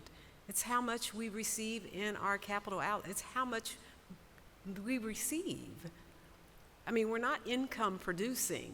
So, these are hard questions. I get it, but these are real questions when you come to truly being able to be stewards, good stewards of these public dollars that we're going to be asking for. I think you're right on, Melody, and I do think that's the next phase of this. I think to some extent, if this plan was going to change significantly from June 10th to today, we didn't want to put a whole lot of time into analysis. But if we're clear on going forward, we can break down FCI score per building, how much we're going to save per building. Operationally is the same way. Mm-hmm. The theory that we're operating under is, with the business hat on, by doing this, we will operate more efficiently. We will be better stewards of tax dollars if we do this, because we're getting out of buildings, we're creating taking multiple smaller buildings, putting them into a larger building, which cuts down on overhead of administrators and custodial and secretarial and all of those things that every building that you have has to have their own thing. But we've not shared any actual analysis or any actual numbers for any of that yet. So to your point, I think you're right on. That's a really good next step for us to Excellent. come with. I'll Here's be what this looking- can look like. I'll be So, looking forward to it. Thank Yeah. you. Yes, ma'am. Diane? Thank you to everybody presenting today and for all of the information. It's interesting that there's many different ways to share a story. And, today we've spent a lot of time talking about finances, talking about mill rates, talking about budgets, FCI scores, building construction, and all of that stuff. But we are the Board of Education. And I always try to bring the conversation back to academic outcomes and what are we doing to that. And to me, that's the most exciting part about all of this, is reimagining the classroom spaces, reimagining what education in 259 actually looks like, and actually meeting students' needs, their learning styles, and meeting them where they're at. How do we achieve those academic outcomes?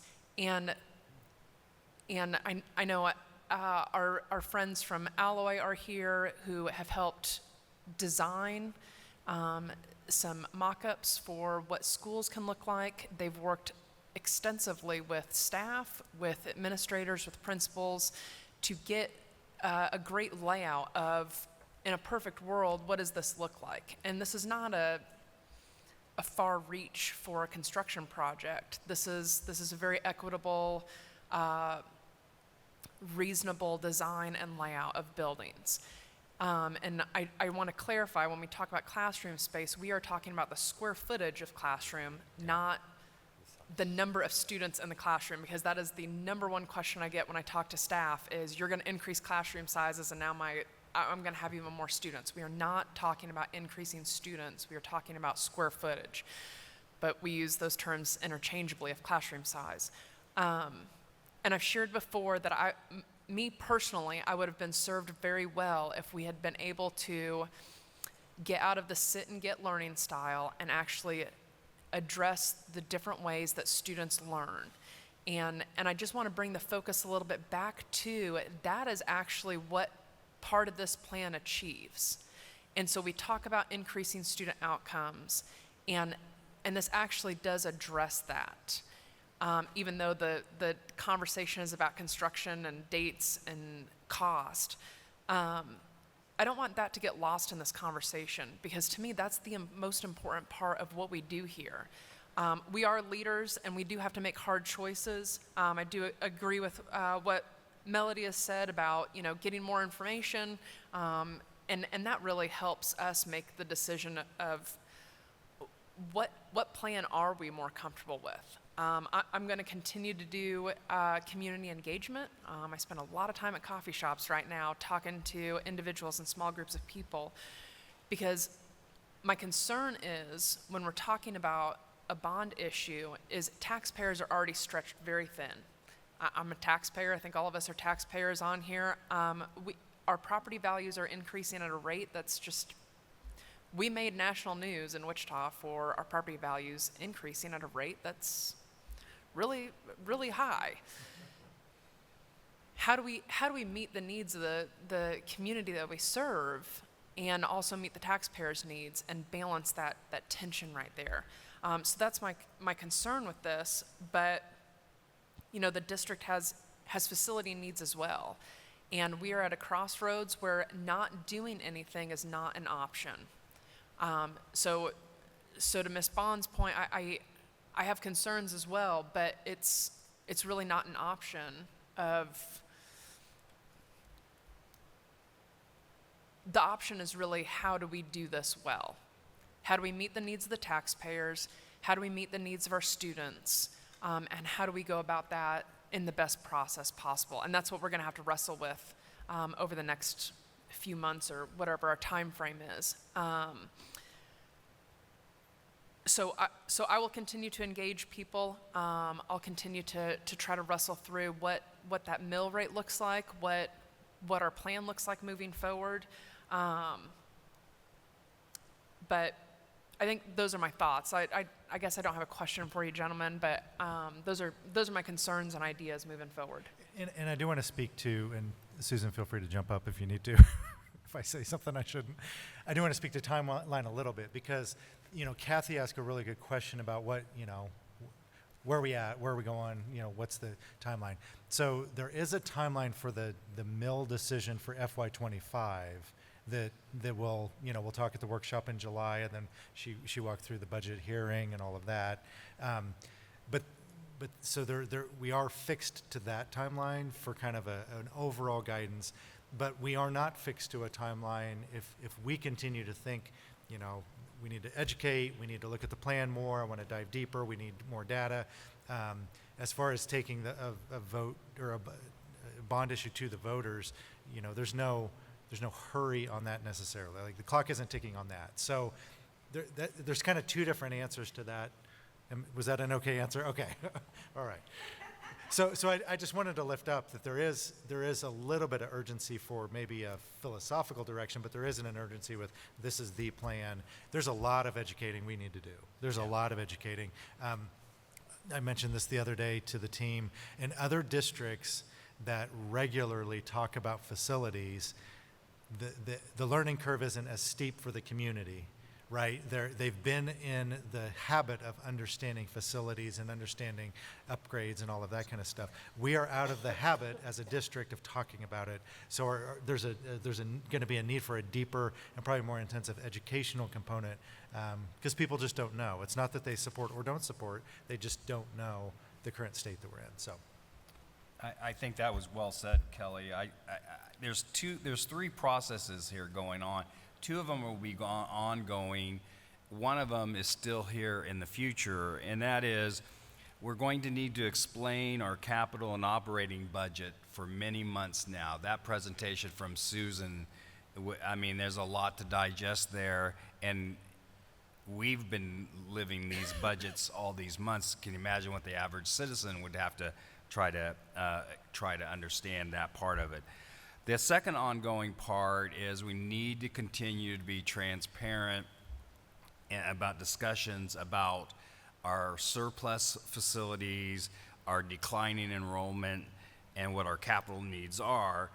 And then at some point for the future, what we're going to need to start doing is start talking about what the vision and the key priorities of this plan are.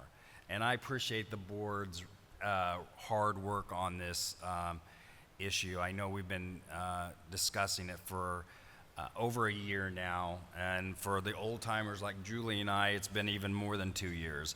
So I appreciate everyone's effort on that. Yeah, Kathy, go ahead. One more question, I need some clarity here. So on the project phasing, step one, we need $450 million. So step one, according to this chart here, it looks like it'll be done in 2030. That 450 mil will not be paid by then. So when we go to step two, are we going to be asking for another bond issue, and step three, another bond issue? Yeah. Yes? Yes, I would anticipate so. So, well, that's really disturbing. So every 5 years, we're going to be asking? Step two does not have to happen in 2030. Step one here, this chart just says that it would be completed in 2030. Right. That doesn't mean in 2030 we would go to step two. That would be up to the board to decide, is now the time we want to move forward, or do we want to wait, or whatever. So okay. Does that so make sense? Okay. This is just the scope of getting this work So done. we're right now, we are not even paying attention to step 2 and 3. We are primarily focused Right. on just step 1. Right. Correct. And, okay, so it's not the whole $2 billion project that we're looking at. It'll be We're going to let somebody else do that down the road. it'll be future boards. Okay, so this Well, board- maybe. well, Some of you may still be here. Oh, I don't know. Woo. Okay, so at this point in time, there will just be one bond issue discussed at the board table of how we want to move forward and how much are we going to ask for. Is there any way in that process you say that there'll be no change because we can move other mills around to where our community will not feel any kind of an increase in their taxes. I think it's an important point, and Susan again can jump up if I start saying dumb things. The 7.682 is just the bond mill, right? And you're right, there are other mill rates with LOB and with the special levy. So what she shared was just that bond and interest that would be level or dropped or whatever. So yeah, I mean, that's a good distinction you brought And up. again, I want to tell you, I love the plan. I do. I agree with everyone here at the board table. I'm just having a difficult time swallowing the bond issue. So if I can get through that, if I get positive feedback from the community that says, go for it, well, I'm going to do what they tell me to do.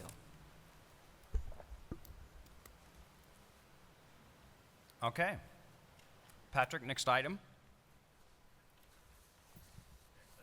Under operations, third review, Board of Education meetings calendar. And I know I updated you guys, but I just wanted to lift up the two small changes, the August meeting moving from the 8th to the 7th, and then the June 25 meeting moving from the first Monday to the second Monday, just to spread those meetings out a little bit. But compared to the reads you had, that is one change that I would suggest, but we'd ask for a vote today. And that, and we have had to change, even when we formally adopt, this is the board calendar. We've had to make minor adjustments, sometimes even major adjustments to the board calendar. So, but this is your guideline. You can write this on your calendar, and then we'll let you know if any board meetings get changed. With that being said, I'd like to move that we adopt the 24-25 BOE meeting calendar. On July 16th, our workshop is not scheduled on this calendar.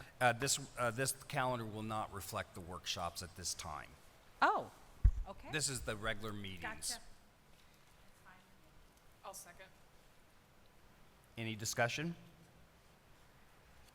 If not, all those in favor, vote aye, or raise your hand. Motion carries 6-0. Patrick, next item, please. Next item, adjournment. I move that we adjourn. I second it. Moved by Stan, seconded by Kathy. All those in favor, raise your hand. Motion carries 6-0. We're now adjourned.